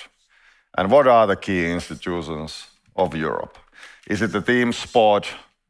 Competition refers to excelling, demonstrating one's supremacy in a particular field. It's a competition, there's rules in it, there's an audience viewing it. So what is the audience in here? We have been discussing the Russian war of aggression against Ukraine. Usually the audience seems to be the global south, kind of a monolithic understanding of the global community. So what are the rules? Or are we only seeing paths in front of us, different tracks? Some are better trodden than others, some might be emerging, and perhaps there are also glimmers of hope that we should be looking for. Is it a love in ruins, kind of a feeling that things are collapsing, disintegrating, Europe is losing its position on a map? There might be lofty words about Europe, as is usual, stated from podiums of different type. But actually, are we seeing the regression of Europe, losing its global position, and the emergence of actual unitary state actors like China, US, whereas the Europeans on the whole are in decline? So key questions, how we will be winning the game, how we might be losing the game. And we have excellent panelists here today. Pekka Haavisto, Foreign Minister for Finland. Pekka's career is a long one. All the Finns know him very, very well. But one point is that he has been always a keen supporter of knowledge-based decision-making. And to prove that, he stayed at FIA during his career for 1 year.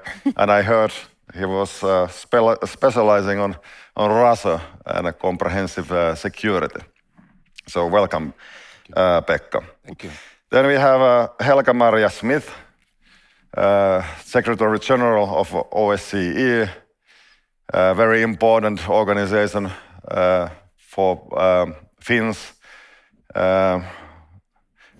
During the past 3 years, I have been working quite a lot with the theme of Helsinki spirit. That spirit seems to now be blown away by the much colder spirits that are causing the freezing of many practices that we used to have, that we used to cherish quite a lot. So welcome as well. And then we have Jutta Urpilainen, Commissioner in charge of international partnerships. It's a pleasure to have you here. I remember when I visited you last spring in Brussels, and we talked quite a lot about the momentum, the democratic momentum in Europe. There was a keen sense that Europeans are now understanding very clearly the mission and the vision that needs to be done in helping Ukraine. But there was also a sense of worry how that momentum will survive, that some internal frictions in Europe might come about, and then perhaps certain constraints when it comes to helping of Ukraine? That are we going beyond those constraints? So quite a lot of worries were there at the moment of solidarity, and that is an interesting mix of emotions. Solidarity, the momentum of that, and then worry, will it sustain itself? Okay, Pekka, I will yield the floor first to you for an opening statement on the theme. Thank you. Thank you, Chairman. And I think early Sunday morning it's difficult to give a comprehensive analysis, so this will be only fragments that I'm giving to you. First of all, I spent yesterday a good day at Tampere, a very important Finnish city, and actually we had a discussion with Ukrainian artists about the culture as a weapon and information as a weapon, and it was one of the most interesting discussions because there were musicians and some artists and who explained how art and information is used currently in Ukraine as part of their fight for the independence and sovereignty, and how much they can spread the word also around the world through the culture. And then in the evening I was in the Tampere Workers' Theatre, where there was an excellent piece of Momentum 1900, which was about the Paris World Exhibition 1900, where there was a Finnish pavilion, and there were stories that I didn't know, for example, that all the material was sent through St. Petersburg to the pavilion, and Russians were capturing some of the pieces of art and some of the tools and so forth, so making a lot of harassment for the preparation of this pavilion. But as all Finns know, that was a successful thing, and it was something like an important step of our independence fight. And somehow the whole day at Tampere was about the culture and how to use culture in this kind of fights, and that triggered, at least in me, a lot of thoughts. Also because I'm following, or try to follow quite closely, what the opposition is currently doing in Russia, and how some of the artists and some of those vocal people, like Alla Pugacheva, well, in my office all the younger generation asks who is Alla Pugacheva, but DDT, Yuri Savchuk and others who are as part of the cultural front in Russia, but raising their voices in this situation, and I think we shouldn't undermine that role. Then actually my second thought or second fragment is about the unity of the like-minded countries. I had an excellent visit to Japan after the United Nations General Assembly, and had an opportunity to discuss with Japanese, who were very impressed, first of all, about the invitation that they got to the NATO Madrid summit and other with other Asian Pacific countries, like-minded countries, and somehow feeling this even wider front that what NATO represents currently, or what the European institutions represent currently. And I think that's a path that we should follow, finding more maybe institutional arrangements with the like-minded countries, even globally, and think about those steps. This leads me to actually another meeting that we had in Helsinki with our African colleagues, and I'm sure Jutta has been facing these issues from the Commissioner's point of view. We had in June here in Finland 20 African foreign ministers together with the Nordic ministers, and we discussed, of course, about the solidarity towards Ukraine, and we could see and feel that there were many countries which we call like-minded African countries, where the ministers and the countries are sitting on the fence on the Ukraine issue, waiting what will be the solution and not taking any stand. And I have to say that we pressured quite strongly some of our colleagues, saying that when there was apartheid in South Africa, we didn't stay silent. When there was the fight against the colonialism in Africa, we didn't stay silent. Now you are staying silent when the major principles of the UN Charter are violated, major principles of international security are violated. What if somebody says on your continent that let's return to the borders of the 1920s, or if somebody said on your continent that let's arrange referendums, where are the borders, and then follow those referendums? That would be a chaotic situation. And I think this is still the message and discussion that we have to we have to strengthen and the message that we have to strengthen from our side. There may be a couple of last fragments.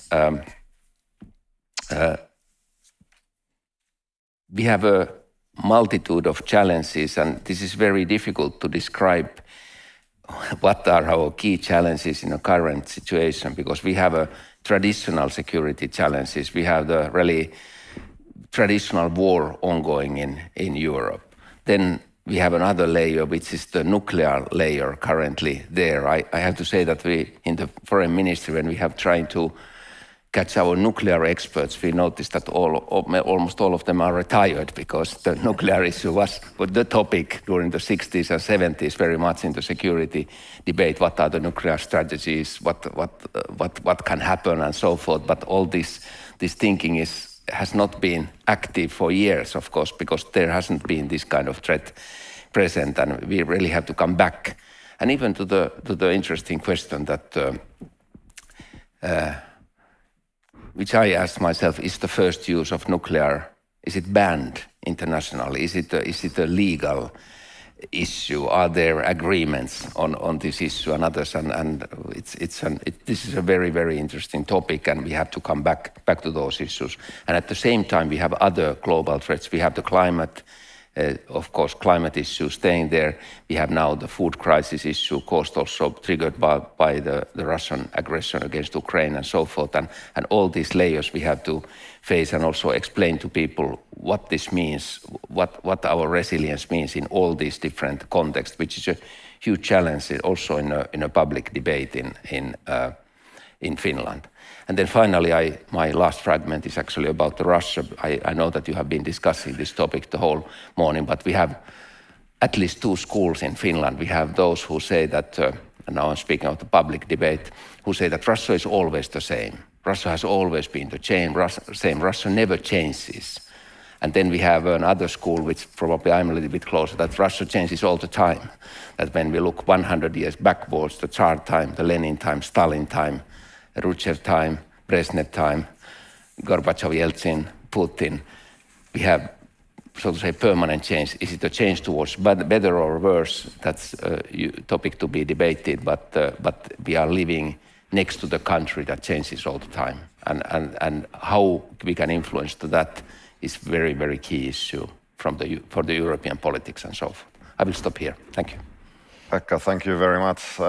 And on the topic of fragments, war is a great vortex, and it engulfs many issues and topics, and it fragments those. It fragments interests as well. People see contradictory interests. I suppose in Global South, you don't have to go very far away already. The vortex of the war causes interest to split, and even though there might be like-mindedness, after a while, those like-minded elements might be disappearing because there's split of interests. What do you think are the fragments that we should hold dear? What are the kind of the glimmers of hope right now? What you would not let go, for example, when it comes to elements of dialogue? I will actually, and we have here now people representing those institutions that are so important for us, but I'm always thinking that if we let the institutions go, then we have a problem, because to establishing institutions, as we know, always in the international politics is always a long process. And whatever we do, we can freeze memberships, we can do those, but we shouldn't let the institutions go. And then I'm speaking about, of course, how important European Union has been here, actually having taking the first fight. Actually, somebody said that European Union is at the front seat and NATO is at the back seat on this solidarity towards Ukraine. We have seen European Union during this crisis actually finding its soul again. It's always said that Europe is good at crisis, and I think this has been really underlining that. And then, of course, when Helga is talking about the perspective of the OEC, I think that's a very important. We are looking, of course, the 2025 chairpersonship from Finland. It's very interesting chairpersonship, of course, in these circumstances. There are actually, I want to say also one issue, how much we have to understand other people's history. I stayed a long time, you understand why, with my Hungarian colleague Peter Siarto when we discussed when and how the Finnish NATO ratification will happen in Budapest, and he asked us calm down and process is ongoing, we hope that, and so forth. But then he said that Hungary has this experience of being left alone. And I asked, what do you mean? And he said, don't you remember 1956? We were left alone. And I said, well, I wasn't born 1956, but I have seen some news clips from that time when people were collecting money at the streets of Helsinki to support Hungary at that moment when the Russians attacked the Hungarian revolution, or how you want to, uprisal of the people and so forth. But he said, no, what our overall experience, we have been always left alone, and our policy is based on that kind of thinking. We have to understand also the close history of some of our neighbors, and I think all this dialogue is important for us to understand where Europe is going to. Yes, yesterday we were discussing Arctic Council, and there was the fear that the freezing cannot last forever, but the war, we don't know the length of it. So what happens then on the meanwhile in the institutions? Are they developing to a new direction when Russia is not taking part actively, and the other countries are actively engaging in the topics that perhaps are not to the Russian liking? Well, of course, that can happen, that if it's Arctic Council -1, if it's Arctic 7 instead of Arctic 8, it's difficult to return if things are moving. And I have to say that I regret one issue, and now I'm referring to the big environmental threats. I was sitting 21 spring in Reykjavik in May with the 8 Arctic ministers. Mr. Blinken was there and Mr. Lavrov was there, and it was like a kitchen table discussion about the Arctic issues and about the environmental issues. And then we heard from Lavrov how seriously Russia is taking now the climate issues, because the Arctic pipelines are collapsing, because the permafrost is melting in Siberia and in the northern areas. And that finally also the scientists are now agreeing that climate change exists. I said, we all congratulated Lavrov for that. Well, this is great.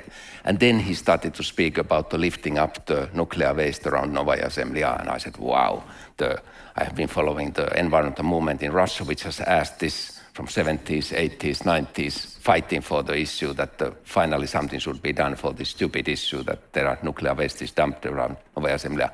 And then, of course, he said that there's international cooperation needed for that, and so forth. And this is, of course, the situation where we cannot go on any of this cooperation, unfortunately. Helga, you represent perhaps the widest element of political friendship in Europe. How do you see these issues of fragmentation, freezing, but also how that organization now represents Europe? And if the great power competition is going to continue, what type of pressures, gravitational pulls there are going to be for OSCE in the future? No, thanks very much. And first of all, thanks for inviting me. It's always nice to be in Helsinki. And let me start by saying the OSCE is more than Europe. The OSCE is 57 participating states. It's North America. It's all of Central Asia, South Caucasus, and all of Europe, including Southeastern Europe, the Balkans. And that's very significant. And we're not the EU, we're not NATO, we're not like-minded states. We were born actually in the Cold War. I think this is very significant, because I would like to underline what Pekka said, and I agree entirely with the points made before. But before I come to that, and also the importance of dialogue, just let me say, because sometimes you hear, but you are an organization that is supposed to do conflict prevention. So what did you do? Why could you not prevent the war? Is this a failure of multilateralism?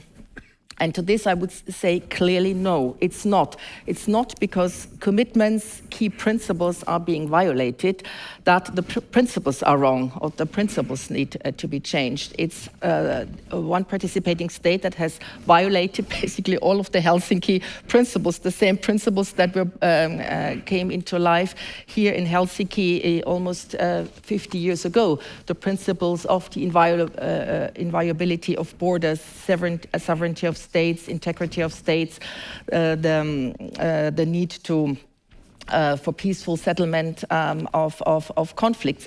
And in the OSCE, we also offered an alternative, like there was the bilateral track with the US, there was the track with NATO. Our chair, the current Polish foreign minister, came to Vienna early February to launch the renewed European Security Dialogue. And this was really an offer to everyone to put differences aside, to sit around the table and address all the issues of grievances, divergences. Unfortunately, Russia chose force over dialogue. So this is the situation we are facing. Now, what does it mean for the OSCE? It means, first of all, we continue to support Ukraine. I actually had the pleasure this week to sign with the Deputy Foreign Minister of Ukraine, who came to Vienna, an exchange of letters, which allows the OSCE to continue the good work we have been doing in this country for almost 30 years. And at this point, this is very much looking into protection from landmines, which is a huge issue, or also because wars are never gender blind. They particularly affect women, children. There is the issue of sexual violence, trafficking in human beings. So we're working on this as an organization. We're also responding to the environmental damages that are caused by war. Or another issue is the illicit trafficking of weapons and ammunition. So a lot of focus is on Ukraine. But I also would want to pick up what Pekka said.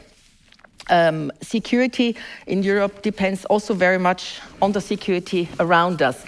And here I would like to mention Afghanistan. It should not be forgotten, because the takeover of the Taliban actually meant an increase, is a particular plight again for the women and girls, but it also means increased drug trafficking, increased trafficking of arms, extremism, and this is why for the OSCE it means so we need to support in particular Central Asia to cope with border security. We're doing that also with support of the European Union. Thank you, European Union, to ensure more resilient border communities. And we also, because also the Central Asian countries are particularly exposed to the economic impact of this war. Many countries depend on remittances from the guest workers. This is all fading away. I won't go into the work we do elsewhere, South Caucasus, Western Balkans. We have elections today in Bosnia. We're monitoring them. ODIHR is monitoring them. But security also goes, of course, beyond regional conflicts. And climate change was mentioned. For me, this really is one of the key challenges, also security challenges of the 21st century. And actually, the Helsinki Final Act is a very wise document, because it already mentions climate change and the need for participating states to focus on that.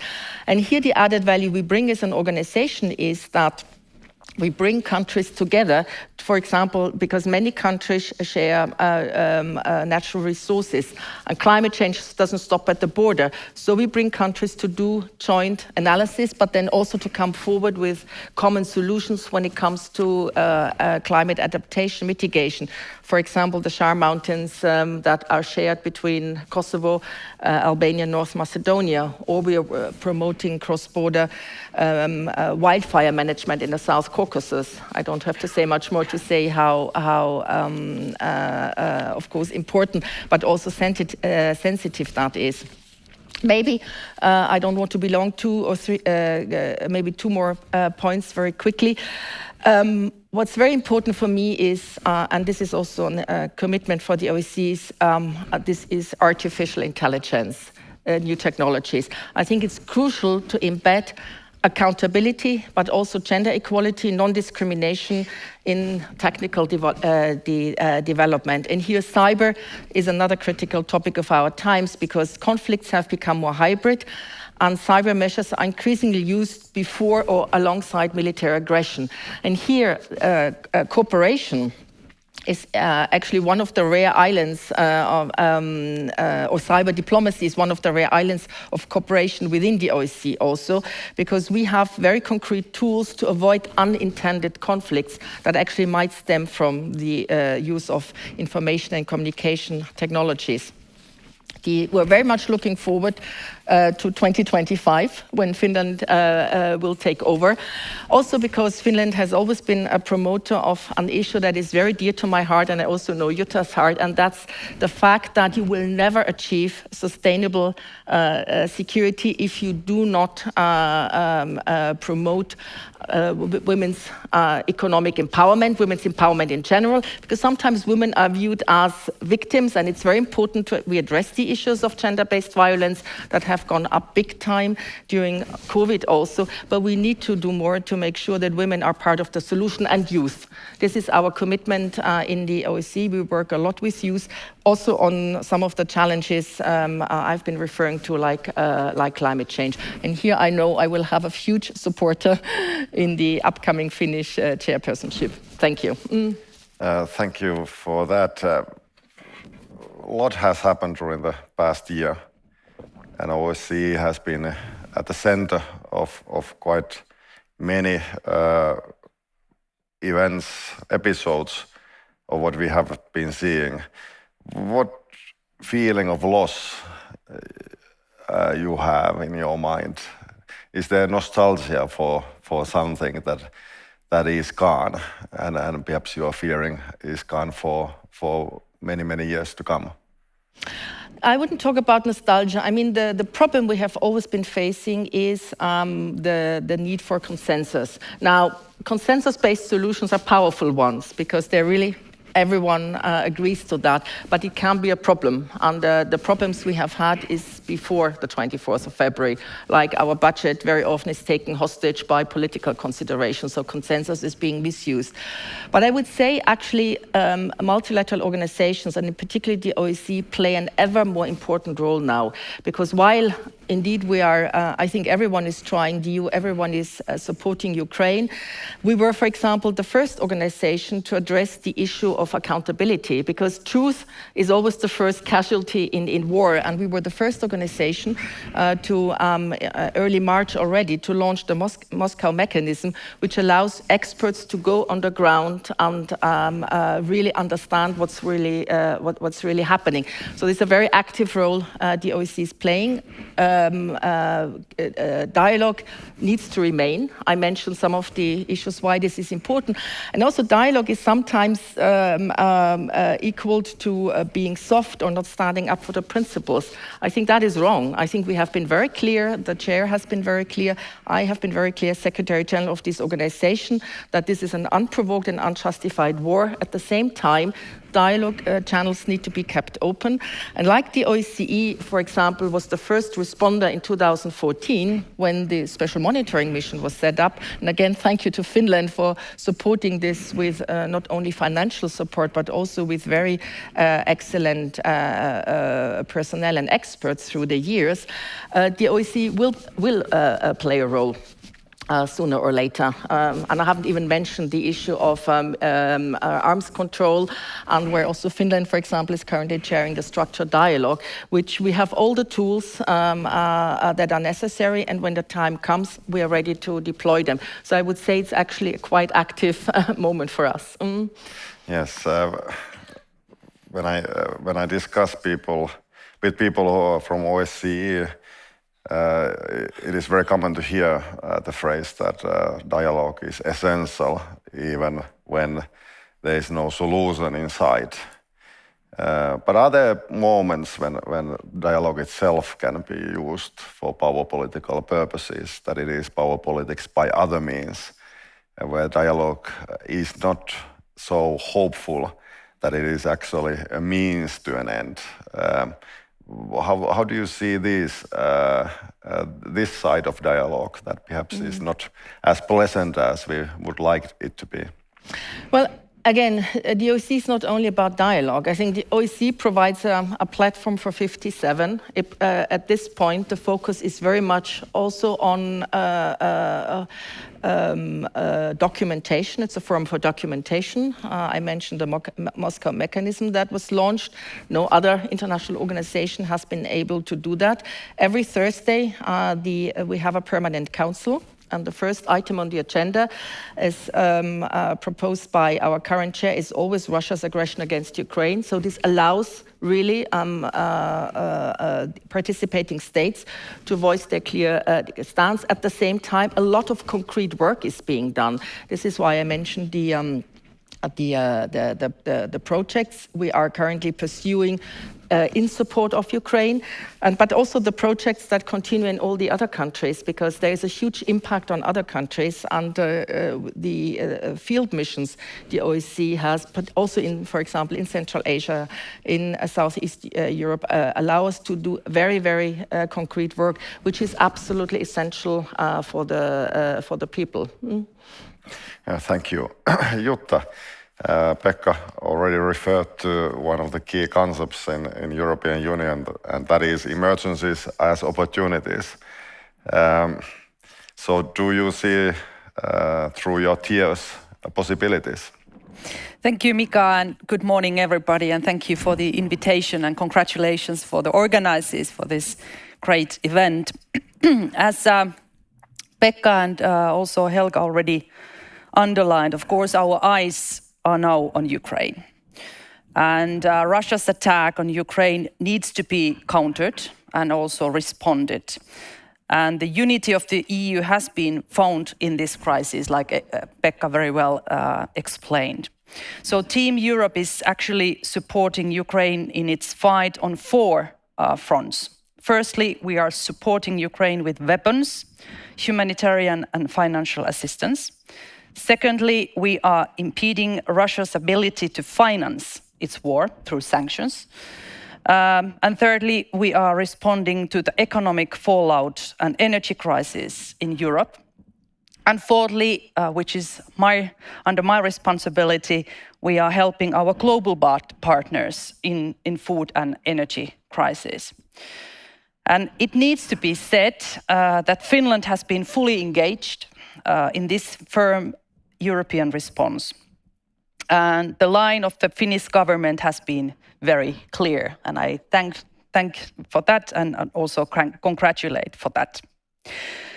But when I was preparing my opening statement, or actually my thoughts, what I would like to say here, I thought that our topic actually is a bit broader. So we should be looking at the 21st century, at global competition, as well as the role of Europe.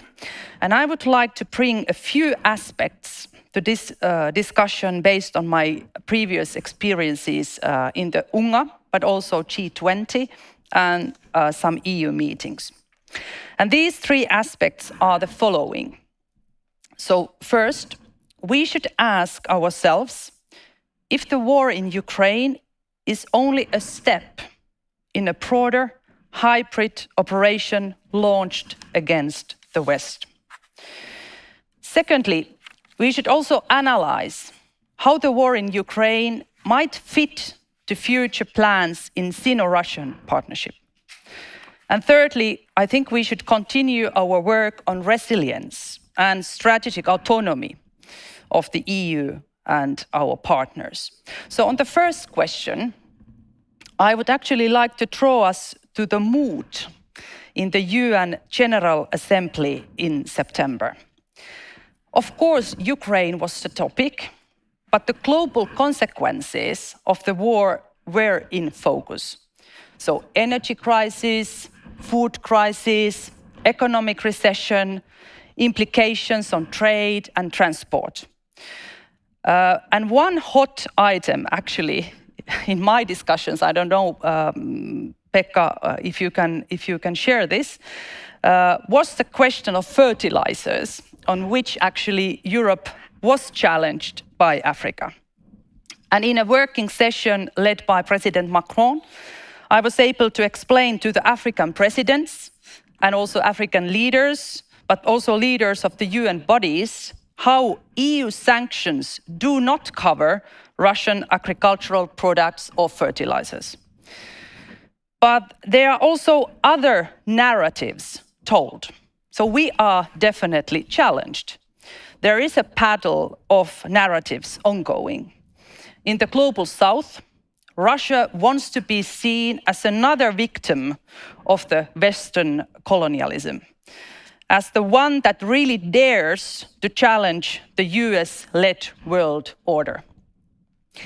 So Russia has objectives in Ukraine, but clearly Russia also has a plan with global objectives. And I would like to describe it as Russia's global hybrid operation against West. President Macron has called it even a global hybrid war, but we all hope, of course, that Russia's operation does not escalate the warlike action globally. On the second question, I would like to start from my experiences in G20, such as the latest development ministers meeting in September. And in this platform, connecting the major economies of the North and the South, it is interesting to see how China and Russia support each other. As an example, the US effort to really isolate Russia from G20 was completely opposed by China. In understanding global consequences of the war in Ukraine, we cannot turn a blind eye on China's effort to benefit from this situation. So we should follow closely ramifications of Beijing's no limits partnership with Moscow. And geopolitical rivalry between the US and China may define 21st century. It will be a strategic battle for power in economy, in technology, in military, as well as the system of government. This global competition is the context also for Russia's action. So the war in Ukraine has consequences which might be beneficial to the future plans of various states planning to challenge the West. In addition to China, I think we need to look at the members of Shanghai Cooperation Organization and also BRICS. The role of the EU is to be discussed in this wider context. So having followed closely the work of the European Commission, now 3 years, I have experienced that the EU is serious, I would say very serious, in preserving its strategic autonomy. So steps have been really taken in stronger defense, but also in energy security and in technological sovereignty. And this work on strategic autonomy has a strong Franco-German support, also based on the recent speeches of Scholz and Macron. So we need to develop strategic autonomy also in Africa, where Sino-Russian influence is very, very active and true. So that's why the EU is really committed to develop the Euro-African renewed partnership. For Africa, Europe, 27 member states and the Commission, we are still the biggest investor, the biggest trade partner, and the biggest aid donor. But more work, of course, needs to be done. As we all know, China has been inviting the Global South to its Belt and Road Initiative. And it has definitely created serious dependencies, especially in Africa. So in order to avoid those very toxic dependencies, the EU and the US have developed our own infrastructure initiatives. The EU has invited the Global South to the Global Gateway. It's a 300 billion euros infrastructure investment plan, which I introduced in December. And now we are actually aiming at this moment at the EU-US summit on this topic, as introduced by President von der Leyen in her State of the Union speech in the beginning of September. So these remarks reflect the reality in which our geopolitical commission is navigating in the global competition. But I have to say that it's not only a competition, it is also cooperation.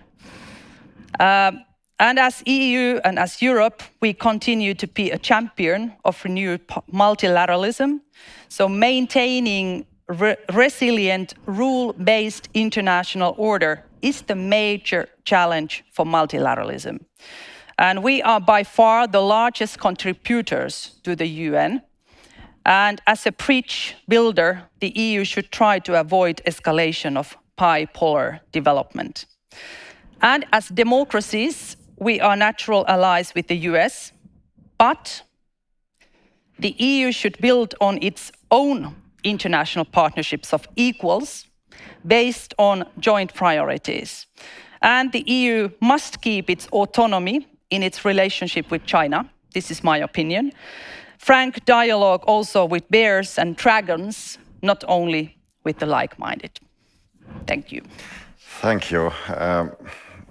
I think you were clearly correct when you were saying that Russia has this campaign, that its information warfare is also effective. It is putting itself into the position of a champion, anti-colonial champion, and of course Europe has quite a lot of legacies when it comes to the colonial times, and there's a lot of bitterness in the global south when it comes to Europe's history. And Russia, of course, has similar type of legacies when it comes to Eastern Europe. The imperialism and colonialism that we are seeing in today's Ukraine, that's Russian form of that, but somehow it is making itself look very pure in the eyes of certain global publics. So what are the good ways of resisting that? You mentioned infrastructure investments. But should we have a narrative that is clear and a vision that is as clear as Putin's attractive narrative? And what that vision or narrative should be? I think actually we have a narrative, and of course we try to also explain that narrative in our partner countries. But I think, I don't know how, Pekka, you felt that atmosphere in New York. Was it last week or week before when we were there? But for me, it was quite striking to notice that I would say that G7 and European Union member states, we were discussing on Russia. But the rest of the world, they were discussing on fertilizers. And the main message was, when I met African leaders, I met 40 leaders in 3 days, was that you should lift the sanctions. You should lift the sanctions. You should lift the sanctions. And my fear is that if we now, had this kind of a vote in the UN like we had in the beginning of the war, we wouldn't get 141 countries to support us in terms of this resolution. And I think it also shows how active and good Russia is with its propaganda. And they are using the new technology in a way that we have no imagination for that. I just heard from one African leader that, he received a text message from Russia that, where they are explaining how this food insecurity and the food crisis is caused by our sanctions. So what we need to do is, of course, that we need to have a narrative, which we have. In terms of food security, we are doing lots. 7.7 billion euros is our support for the Global South. But I think we need to work more also as a team. And this is the whole concept of Team Europe, that we need to coordinate our actions not only in Brussels, but also on the ground in our partner countries, between the member states, but also the Commission, so that we have one common message, one common narrative, and we all stick to that, and everybody knows what the rest of us are doing. And this is something which Pekka and I, when we have been participating in the Foreign Affairs Council meetings, this has been very much discussed there as well, because we all recognize that challenge Russia is putting ahead of us. Well, one of the problems might be that Europe is a little bit more difficult to understand from outside than we think it is. We think that we are normative power, but nobody else seems to care about that. Europe looks a very messy place. Now there's a large-scale war happening in Europe. So the signals that Europe is sending might be very much more negative, uninspiring than we would like them to be, even though for some reason we interpret those signals to be so nice and calming, and we put ourselves to a pedestal that perhaps we don't belong to.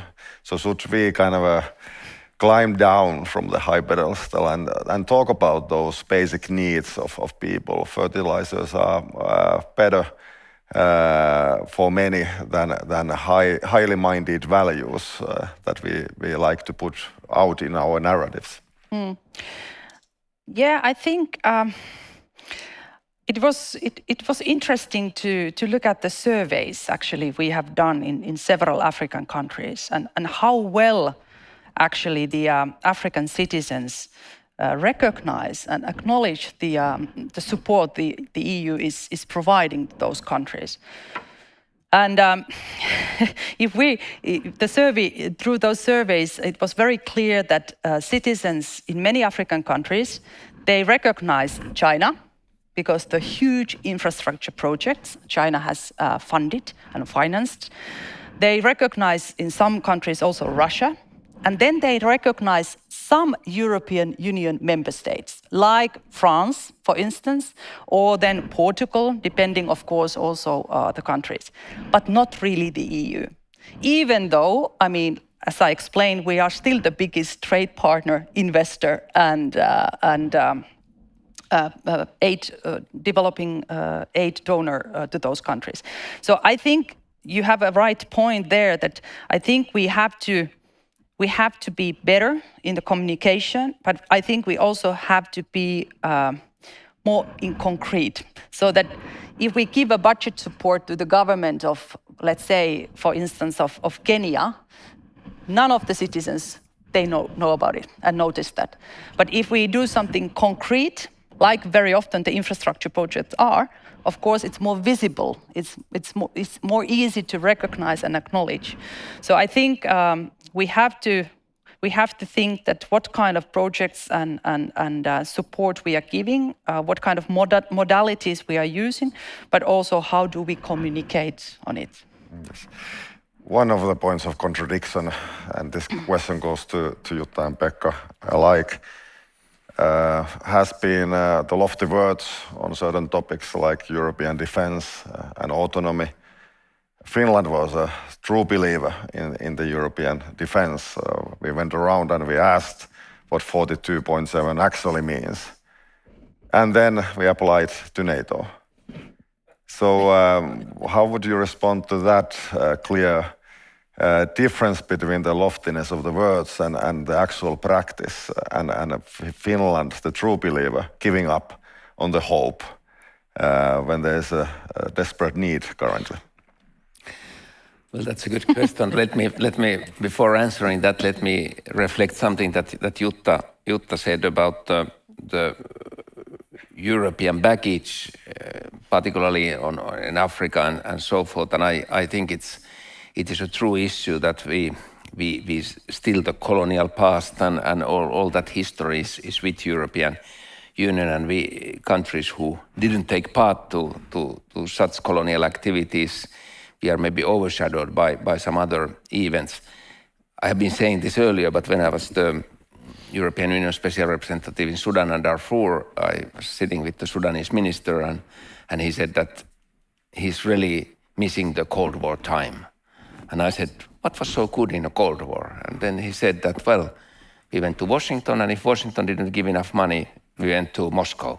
So we put you to compete on your solidarity. And then when the Cold War disappeared, Russia left Africa, you left Africa, but luckily China stayed. And China has been staying. And I think in simplifying maybe the picture where we are now. Now we are coming back to Africa in many ways, but China has been working throughout all these years systematically. But maybe also, by the way, on the fertilizer issue, I see 4 points where this we have the culmination points of international community and the Russian attack on Ukraine. First is this voting on the borders is something that even those who have been otherwise staying quite neutral cannot buy. And I can see the Central Asian countries, we're really much afraid of this kind of concept. Even, when I'm talking to Belarus time to time, they are afraid of this kind of concept that Russia comes and puts a voting where the border goes and so forth. Second, of course, is this first use of the nuclear issue, which is now debated, if somebody really threatens with the nuclear or tactical nuclear weapons. Third is the normal nuclear safety issue with the Zaporizhzhia nuclear power plant, and where actually United Nations and IAEA has been doing excellent work. And the fourth is the food crisis issue in many ways, where again UN and Guterres did a good job and with Turkey and to make this grain trade deal. And now I'm coming, Mika, to your question. What was the question? 42.7 and Finland giving up on the Yes, it's the 42.7 issue. Of course, yes, we are true believers to 42.7. And then when the crisis came, actually, the 42.7 came a little bit behind corner to meet us in the way that when we last spring, yes, we decided to apply NATO membership actually when we saw a crisis which will expand over those security limits that we could imagine in Europe. And I think it was very clear. People at the street stopped me and asked that if we are threatened by tactical nuclear weapons or if we are threatened by chemical weapons, how the Finnish military will respond and how the Finnish government will respond if we are going to wider conflict in Europe.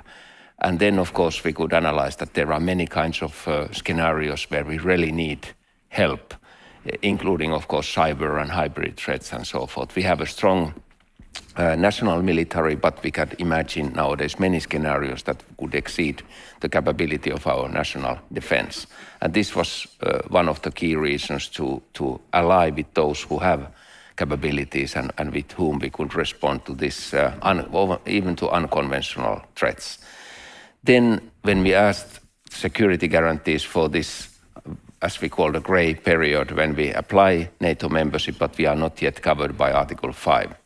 We got a very rapid response from the US, we got a very rapid response from UK, we are very grateful for this. And then we got rapid response for European countries who mainly said, hey, you are already covered by 42.7. We were, wow, this is good news, because 42.7 we have been lobbying, we have been advocating that there should be structure, how the 42.7 is organized, there should be exercises. Under the 42.7 European context, of course, all this is missing. But basically, if countries think that 42.7 exists, that's good news for us and good news for everyone who is a member of European Union. But we still think that actually, since European Union is good at some part of the defense, when we think about the civil defense, when we think about the hybrid threats, when we think about the cyber threats, why don't we make more exercise? Why don't we make a structure for this kind of security as well in the European Union? We will be definitely in favor of that on Finnish side. Pekka, perhaps a quick question is, in order, what is the situation right now with the ratifications? Well, in the ratification, I've been spending recently quite a lot of time with my Hungarian colleagues. I told that the Hungarian parliament did start at the 26th of of September, the autumn process. We heard that Finland and Sweden, we are on the A list there. We also heard that some of the parties might cause a delay in the parliament for that, a couple of weeks delay, but basically nothing, from the government perspective in Hungary, nothing against the Finnish and Swedish membership. That was convinced to us when we visited there. On Turkey, I have met my colleague Savusoglu several times now during the last weeks, also in Unga and then in Japan and so forth. We have been running this tripartite cooperation based on the memorandum that we did in Madrid in June. We had a first good tripartite meeting in August in Helsinki. Now we have had a bilateral expert meetings, actually just 2 days ago, one of those with Turks, and we are heading towards the tripartite meeting with Sweden, Finland and Turkey in October. We think that the process is going fine. We heard from Turkey that they were pleased with the Helsinki meeting and so forth. So those security concerns that Turkey has been, I think, properly addressed. But of course, the final decision will be made by Turkey. I have had 2 messages recently. I have said to Turkey that, well, it's not giving a very good image of Turkey and Finland if Turkey remains the only country who is not ratifying this, and there will be a delay. And secondly, when we have the mobilization in Russia, there has to be an understanding what this means to the security of Finland and Sweden, and what is the difference being inside or outside the Article 5. And this should be considered seriously also in those countries that have not yet ratified the agreement. Thank you. Helga, quick question before we turn to the audience for more insightful questions. But how do you see the transformation of OSCE? Institutions always are transforming. So what results from Russia having this mentality of everlasting war, total mobilization under the guise of partial mobilization? What has to give in OSCE at some point if this goes on for multiple years? Indeed, I mean, like every organization, also the OSCE is always trying to move forward. This is why internally, as Secretary General, I launched already last year the so-called functional review. That's internal. That's an effort, an ambition to make, in particular, the Secretariat more effective, to adjust processes, etc., because the organization is very much organically grown over the last year. So that's an ongoing process. The analysis is done. We're now in the implementation phase. Now, having said that, that's quite difficult at this point because, of course, the focus ever since the 24th of February has been very much on Ukraine.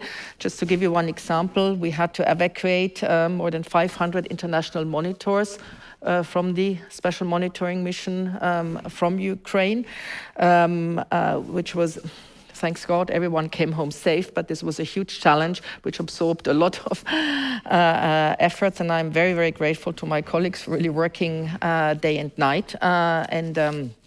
I'm still very worried because I have 3 Ukrainian national staff members who are detained in the non-government controlled areas. 2 of them have been sentenced to 13 years. I'm mentioning all that because these are the issues that are very much on top of my mind, and I'm very grateful to Finland and all other participating states who have been supporting their release. But then when you talk about bigger reforms, you mentioned the Helsinki spirit, and I was here last year also, of course, with the minister, also with your president, who has been very much at the origins of that, and I fully supported that. And last year we had very good discussions inside the organizations in terms of where do we want to be in 2025, what's working, what's not working.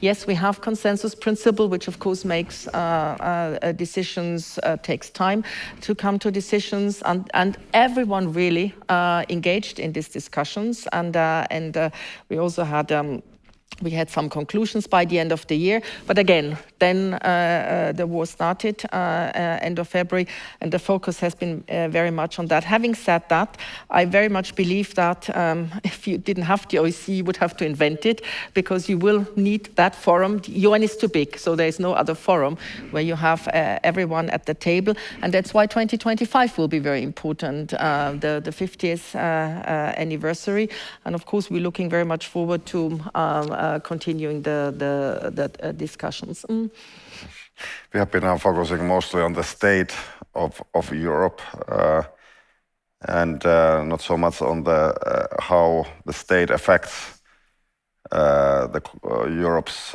success in the global competition, as the title puts it. Perhaps the audience can invent some questions regarding that as well. I can see 2 hands, so let's have those 3 hands, so those questions together. Perhaps let's start from there. Thank you. Thank you. Jakob Hallgren, I'm director of the Swedish Institute of International Affairs.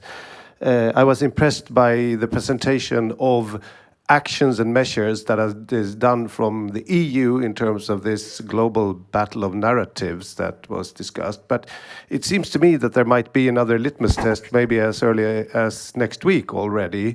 The US UN ambassador said that she would bring the vote to the General Assembly after the discussion and the vote in the Security Council on Russia's referenda and annexation.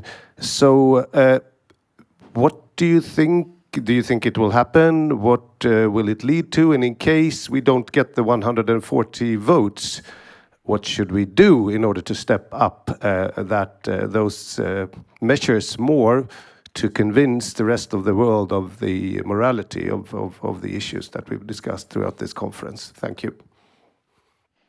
And Jessica Berlin, GMF, and also relevant to this discussion, I'm also the vice chairman of a Pan-African fintech company. And so my question is coming from my context as a Africa-European partnership development consultant and advisor in my life, let's say, before the Ukraine war. But one of the issues I'm actually working on with some Ukrainian colleagues is the problem of Russian disinformation and influence across the continent.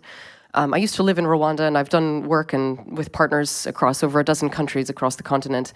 And there's a real problem between the disconnect of what Europeans think Africans should think about us and how they should see our history and our evolved relationship, and how the Africans see it, said very broadly. You know, there's a lot of reason for African skepticism toward Western European and American overtures and lectures, versus the very real historical and strategic ties they had with the Soviet Union, where the Soviet Union, like it or not, were very frequently on the right side of history with some of the African liberation struggles from Western European colonial powers in the 50s, 60s, and 70s. So this history is not that long ago. And so 2 points and 1 question. Point 1, firstly, the number 1 thing the EU could do would be not just to send aid, but to make better trade deals and offer better financing packages to African states. That is the number 1 thing they're asking for, and we don't give it to them. And so, of course, they have to go to the Chinese and the Russians, and increasingly the Gulf states, because we simply aren't offering finance on conditions that they can accept. Okay, and number 2, I think there's a huge opportunity, actually, for Eastern Europeans and for the former Eastern Bloc states that are now EU and NATO members to actually make a new coordinated diplomatic and interpersonal, even just building those networks with African diplomats, with African companies, because also a lot of African folks are not familiar with Eastern European post-colonial struggles. They don't understand the Soviet Union as and the Russian Federation as a colonial imperial power just as bad as the British Empire, the Belgians, or the Germans, or the French, etc. And so when I'm having conversations with African diplomats and business people, I'm always putting it in that frame. Like, hey, imagine if the Brits showed up with the Navy off the coast of Accra and started bombing and saying, hey, you used to belong to us, we want you back. All of a sudden, they understand what we're talking about in Ukraine. But because the history is not there, the ties aren't there, the history of migration and the intercultural connections, I think we can start a whole new front of European African diplomacy by leading with our Eastern partners. And so my question would be, is there already work at the institutional level happening around that? And if not, how can I help make that happen? Thank you. Charlie. Thank you. I kind of feel like almost skipping the question after such a brilliant one. I was going to ask, Arkady in the previous panel talked about kind of the end of the postmodern era where we willingly let companies, private sector interests create dependencies. Then I've heard about resilience building, food crisis, a water ownership crisis in many places. So my question is, how will we do two things? Both champion European companies, industries, enable European champions, restraining their negative behavior, for instance, regarding water ownership, etc., but also enabling them to compete against our adversary state companies, whether or not it's in telecom or something else. Kind of, we let everyone else compete, and, well, you know the rest of the story.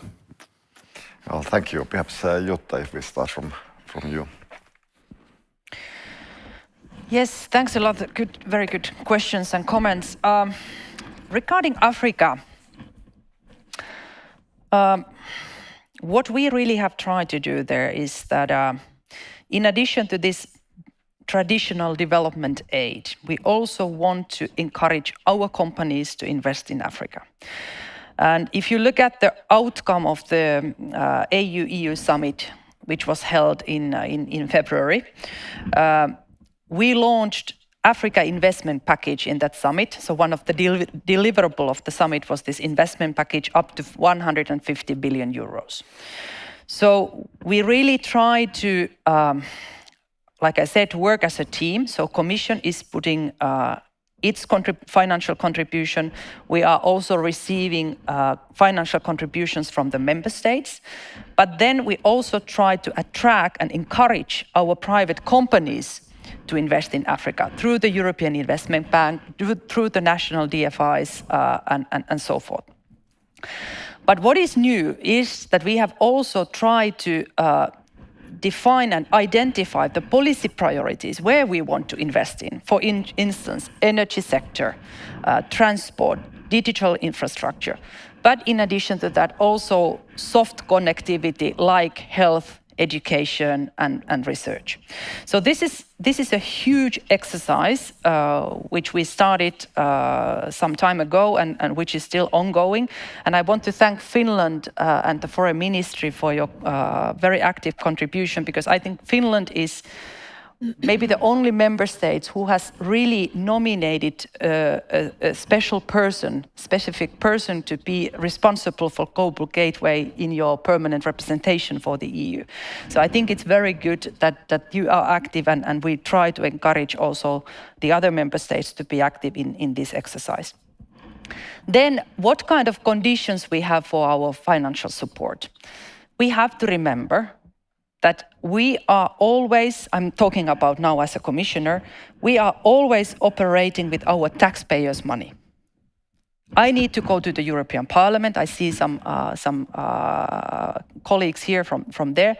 I need to be able to explain why we are financing a certain project in certain African countries. So from that perspective, I think it's very understandable that we also have some conditions for our budget support especially, but also some other financial modalities. And this is of course not the case with China, neither Russia, neither Gulf states. So their approach is very different. But I agree with you regarding trade. And this is something which is very much highlighted also from our African partners, and we are supporting them, definitely. And then, Charlie, I think your question regarding dependencies, I have a very good example to tell, because in the middle of the COVID, we learned that Africa imports 99% of the vaccines it uses. they really produce 1%. And it's very similar to other medicines as well.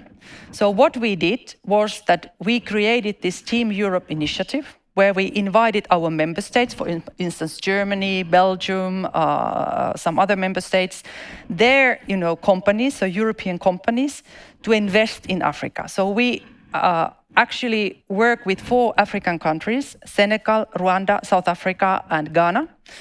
And the idea is really to start a COVID-19 vaccine production still this year, at least in 2 of those countries. And then later on, I hope that we can produce other vaccines as well and medicines. So how to, in a way, also support the autonomy of Africa and at the same time strengthen their own resilience. I think this is a very good example, which we now try to use also in terms of food security. And lastly, about the vote, I have to admit that I'm not fully informed whether the vote will take place. But what we try to do, of course, is that we try to reach out, engage with our partner countries globally. I'm responsible for 126 countries in Latin America, Africa, Asia. Explain our point of view, how do we see the war of Ukraine? It's not only about sovereignty, it's very much more about the UN Charter, about values, international cooperation, and so forth. But on the other hand, like some of you and also Pekka highlighted, we also have to understand their history and their arguments. And that's why I personally find it not very wise to think, like I have heard that some very prominent foreign policy actors have actually proposed that we should somehow punish those partner countries and our partners who don't really take sides in this war. For us, it's of course difficult to understand why they are not supporting us, for instance, in the vote. But on the other hand, they have their own arguments, their own history. And I think if we start to punish them by, for instance, decreasing our financial support to them, I think we are just pushing them to Russia and China. So this is my position, and I have been defending that also internally in the EU. Elka. Yes. Yeah. I would fully agree with Jutta, and I think the point that history is so important, but also the need to better explain, for example, the recent historic experience of Eastern Europeans is absolutely critical. And I worked in the European Union before, and I remember having exactly that discussion also with South Africa, for example. But I cannot speak for Europe anymore, but I just wanted to underline one point that also, and this is indeed the importance of trade. Now, we are a security organization, but we do not only try to cope with the security challenges, be it terrorism, be it extremism, etc. We also try to promote connectivity, and here Global Gateway is absolutely crucial.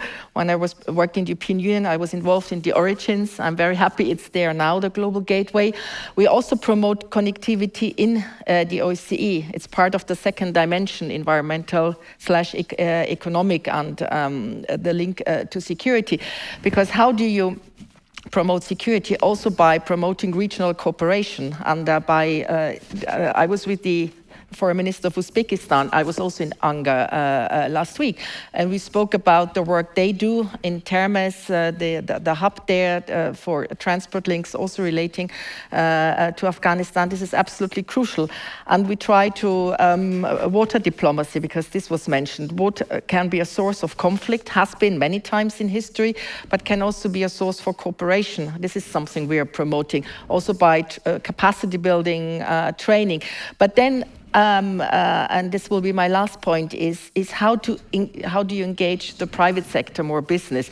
And of course, business go where their interest lies. And I cannot speak for Africa, it's not part of the OSCE, but Central Asia, for example. And I remember having had many discussions with Central Asians who are very eager to have more European investment.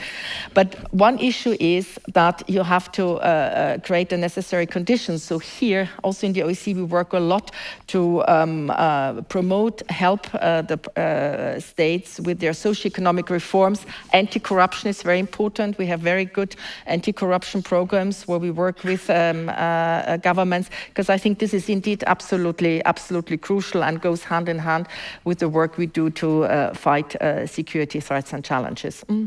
May I very quickly comment on Central Asia, because this is something which unites me and Helga. So I just wanted to highlight that actually we are organizing now this connectivity forum in Central Asia. And through the Global Gateway, we have identified very concrete projects which we are going to finance and start in Central Asia. And I fully agree with you, Hel, that this is an area which is very important for us. But on the other hand, there is a lot of appetite. So they are very much willing to cooperate with the EU. And that's why we also encourage our member states to be more active in the Central Asia in general. No, and if I may add just one point, indeed the OSCE will be part of that conference, but one point, I think indeed there is a need to give more visibility, but also because everyone knows the Belt and Road Initiative, but everyone also knows the downsides with countries being indebted, etc. And I think it's important to stress more the added value, for example, Global Gateway brings, because this is not about extraction of natural resources. This is about really promoting investment in a sustainable manner, promoting green energy, etc. But it's not known enough. So here again, visibility is absolutely crucial. Or more visibility is absolutely crucial. I'm really happy that you highlighted that. I don't think that Belt and Road Initiative has led to those goals that China actually put to the program. They have spent so many billions of euros on it, and much of that money has just disappeared. Perhaps that rings a bell with Pekka's earlier comment on Soviet and Americans going to Africa and countries eager to take the money. China perhaps is a victim of that as well. So the European programs, they have to be designed with a different set of goals in mind, in competition with China. But Pekka? Maybe on this China issue, if looking at the Chinese narrative in Africa, I have been sometimes following when Chinese representatives are speaking to African politicians, they might say that, look, the West was first skeptical that we couldn't cope with the overpopulation during the 70s, and we did it. Then the West was concerned that we couldn't cope with the economic challenges in China, and we did it. Then they said that we cannot cope with the environmental challenges, and now we are doing that with the Chinese solar panels and so forth. So the West has been wrong in all its claims.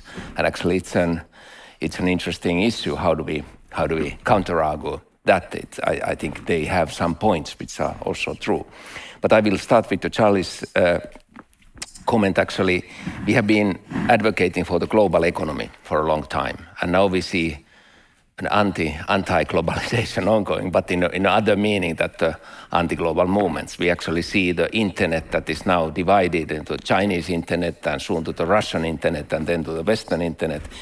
And we see the energy production that we don't want to be too dependent on fossil fuels from Russia, and we actually are quite concerned about the Chinese role in the technology and so forth. And then we start to look for the like-minded groupings and so forth. But we had never been planning our economy in that way. We have always been planning it as a global economy, and now we are facing a major challenge, how to build an economy of like-minded, at least on some of those critical issues, whether it's vaccines or protection materials or energy or others. And at the same time, we are facing questions like Volkswagen asking should they leave Germany because of the lack of the energy and others. So we are really in our economic system facing a major challenges as we understand. Then maybe just a comment on UN processes and let's see how this goes with the General Assembly, the Ukraine issue. But I think we have to come with our partners, including the African partners, always back to the very basic issues. There is a UN Charter, Article 51. you have the right to defend your country. Secondly, you have the right to ask others to help you in that defense. And thirdly, this can be done also before the issue is solved by the UN Security Council. So there is a path how the issue should be solved by the Security Council, and now we have a Security Council that is frozen on this issue. Veto is used, so at least the first part you can defend, and you can ask some others to help you in that. Defending your country is true. I remember actually one of the most dramatic moments in my parliamentary life was when the Kuwaiti delegation came to Finland and said that based on Article 51, Iraq has occupied Kuwait. Can Finland help? And it was quite a moment when country almost disappearing and then asking help from others. And I think we should stick. That's an important principle for everyone. Then on maybe just final comment on this different how to convince Africans and others. We really have had actually already many years this Nordic Africa ministerial meetings exactly for the reason that, for example, the Nordic countries have another kind of history and with African countries and can explain from another perspective what is Europe about and so forth. But I think you put a really right question that the baggage is there. Yes, thank you. We have time still for another round of questions from the audience. Do I see any hands up? If I don't, then I will continue because one of the countries that I find very relevant, that was on the list of those countries who abstained from voting, is India. And when we are talking about what is Europe as an actor, is it a teamwork, team competition where we partner with US that is very clear that we cannot cope without the US. US is the largest contributor militarily to Ukraine currently, has saved us from 2 world wars during the past century. So what is the place of India? How come when I talk with Indian diplomats, they feel a bit left out from a group of democratic countries or like-minded countries? So they find it difficult to relate to us, and that might be one of the pieces of the puzzle why India is taking an independent-minded route to Ukraine. How would you see India when it comes to European Union, when it comes to Finland and also OSCE, when we talk about Greater Central Asia, for example?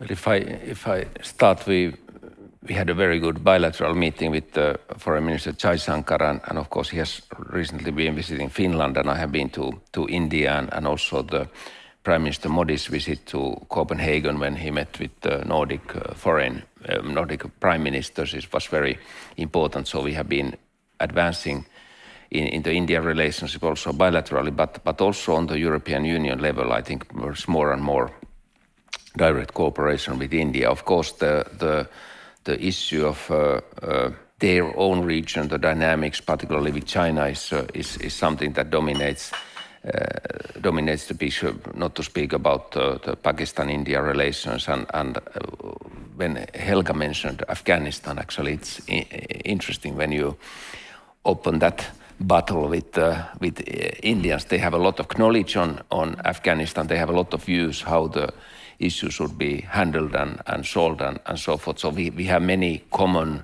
issues, including the security concerns and including the radical movements and terrorism and so forth. And I think there's a lot of common ground. But to get India on board on the group of the democratic countries with a clear answer to the situation in Ukraine and so forth, of course, is a challenge. I understand that there has been arms trade from Russia to India and that kind of interest, which are also there, which has been maybe influencing to their views of the situation. But I think when looking at the Samarkand meeting and both the Chinese, India, and I would say the public reactions towards President Putin, I think we can read between the lines and even from the lines something that is that shows that the further this war goes and the more it's affecting also to the economic development, it's a bigger and bigger concern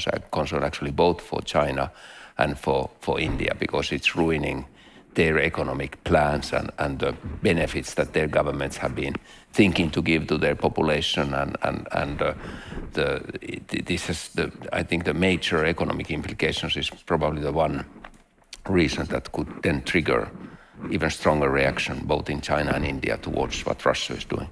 It's interesting. I was talking with the former Indian foreign minister last year, and he noted that he finds it puzzling that India is actually fighting a war against China up in the Himalayas. There's a low intensity warfare going on, and they were missing a Western response to that. There was no solidarity towards India. So our dependencies on China are influencing the strategic competition in a difficult way for us. Jutta, perhaps you go next. Well, I also have a good cooperation with the Foreign Minister of India and had several bilateral meetings with him. And maybe three very brief points. First, I think my personal assessment is that India's identity is very much democratic country. They say that they are the world's biggest democracy, which they definitely are. But on the other hand, when it comes to Ukraine, I think, at least what I have heard from their side, is that they don't want to take sides. They see themselves as a kind of superpower, which doesn't want to take side between the West and the Russia. So like this angle. Then, which I find interesting, is that they are very much reinforcing their presence in Africa. They have opened several new embassies in different countries, and they would really like to also cooperate with us, with the EU in Africa. So they would like to have, joint projects and so forth. And then where we really work with them at the moment is in energy sector. So we have this project under the G7 umbrella, Just Energy Transition Initiative, where India is active. We also work with them on digital. And then we have specific countries like Afghanistan, which was highlighted by Helga, and I fully agree with you that we should pay more attention to that country. So with India, for instance, we have a close cooperation in terms of Afghanistan. So we have a specific countries, then we have certain policy areas, and geographically they want to work with us more in Africa. But you can see that I think that their identity is a kind of a superpower. So they also had their conditions for the cooperation. So we have to acknowledge that if we want to work with them, which we definitely want to do. But for me, it's very unlikely to see them really take sides. Of course, I mean, the Modi speech was very powerful, but that they would really, take positions, for instance, in the UN, regarding Ukraine, I doubt, but I hope that I'm wrong. Yes, Helga, you will have the last comment, a chance for a comment of this year's Helsinki Security Forum. So we are really expecting great words from you. You can pick up the Indian question or then answer a question of your own. Maybe just quickly then on India, I fully agree. I think India is not a participating state or not a partner for cooperation, because we have Asian partners for cooperation, but that's Japan, that's Australia, South Korea, Thailand, and also Afghanistan. But I've worked closely with India before when I worked in the European Union, and of course they see it from the broader geopolitical standpoint. And if, as a consequence of the war, there's a closer cooperation between China and Russia, that is not viewed in India always with a lot of good feelings, also precisely, and you're referring to that also because some of the issues they have with China. And then there's the quest for energy. This goes for China, this goes for India, so these are very clear interests they have. But I think one point, and then I'll build my final comment then, I think that I remember also from previous discussions, because India, and you're absolutely right, they see themselves as the world's largest democracy, and they believe in a rules-based order and in multilateralism. And I think this is the point, is that we do not want to have a kind of Westphalian order to come back. What do I mean by that? That you have great powers surrounded by client states, and then the great powers impose their will and their decisions on the client states. That's not cooperative security. This is called deterrence-based security, and this can lead to escalation and even further escalation.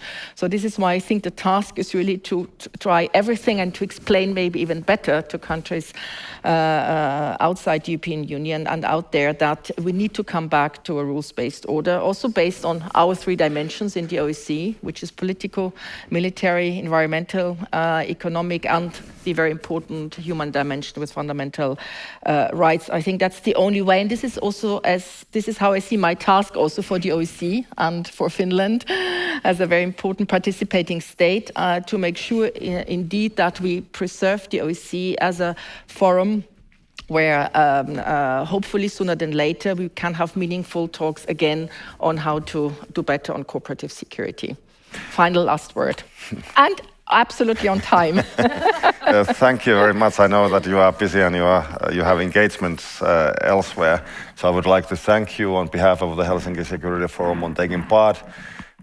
Good discussion, and it is discussion that it will be ongoing. So thank you very much.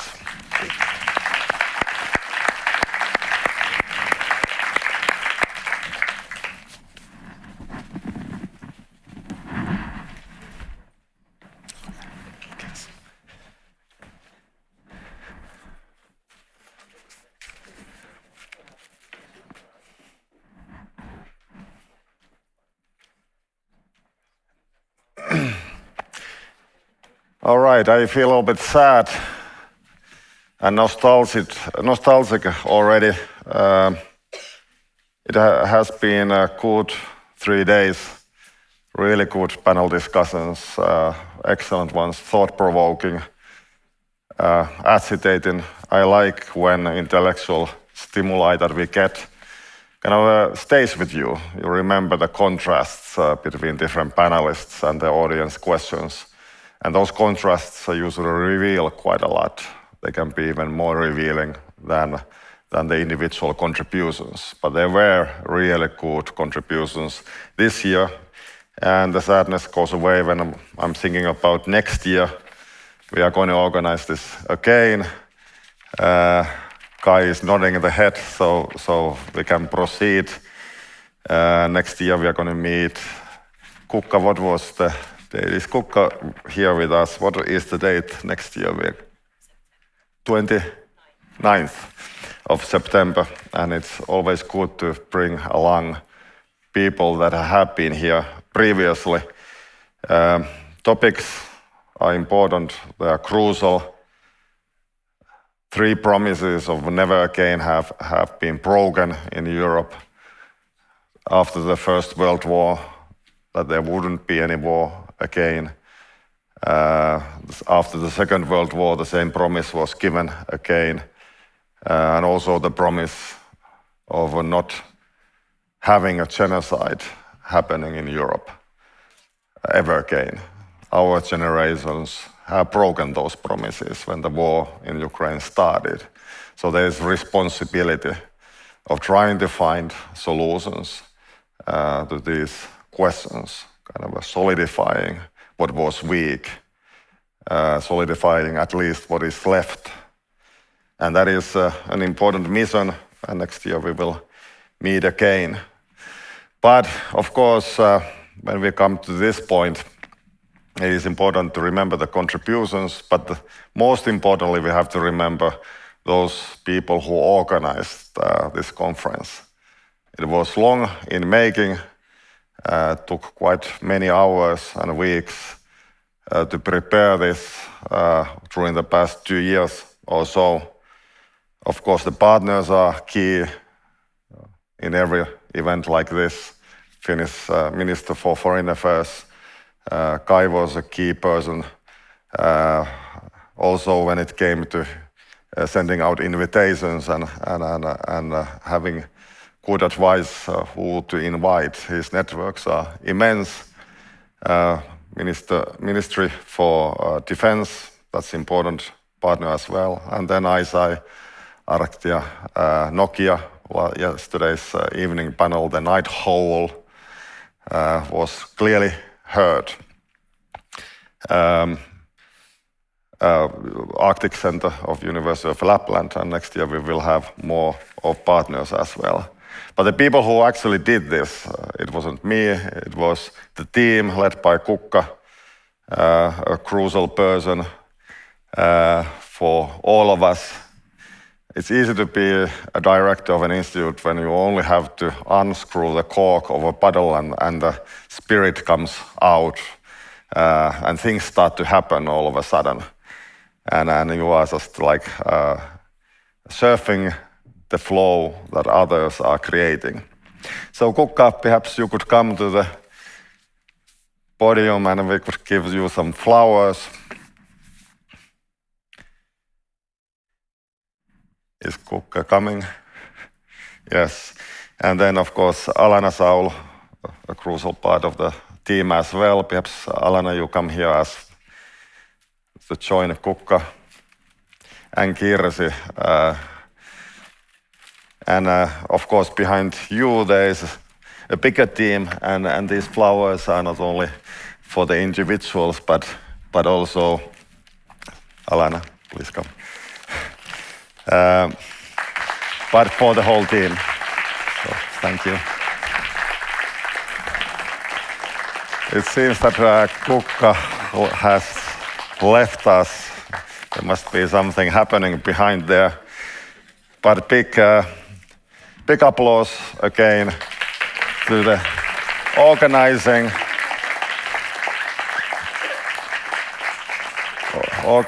of this. So I know that you are leaving now, but let's hope that you will remember the moments from Friday, from Suomenlinna, yesterday's reception. This is something that I will at least remember. And thank you for coming. The debate will continue, and next year we will meet again. Thanks.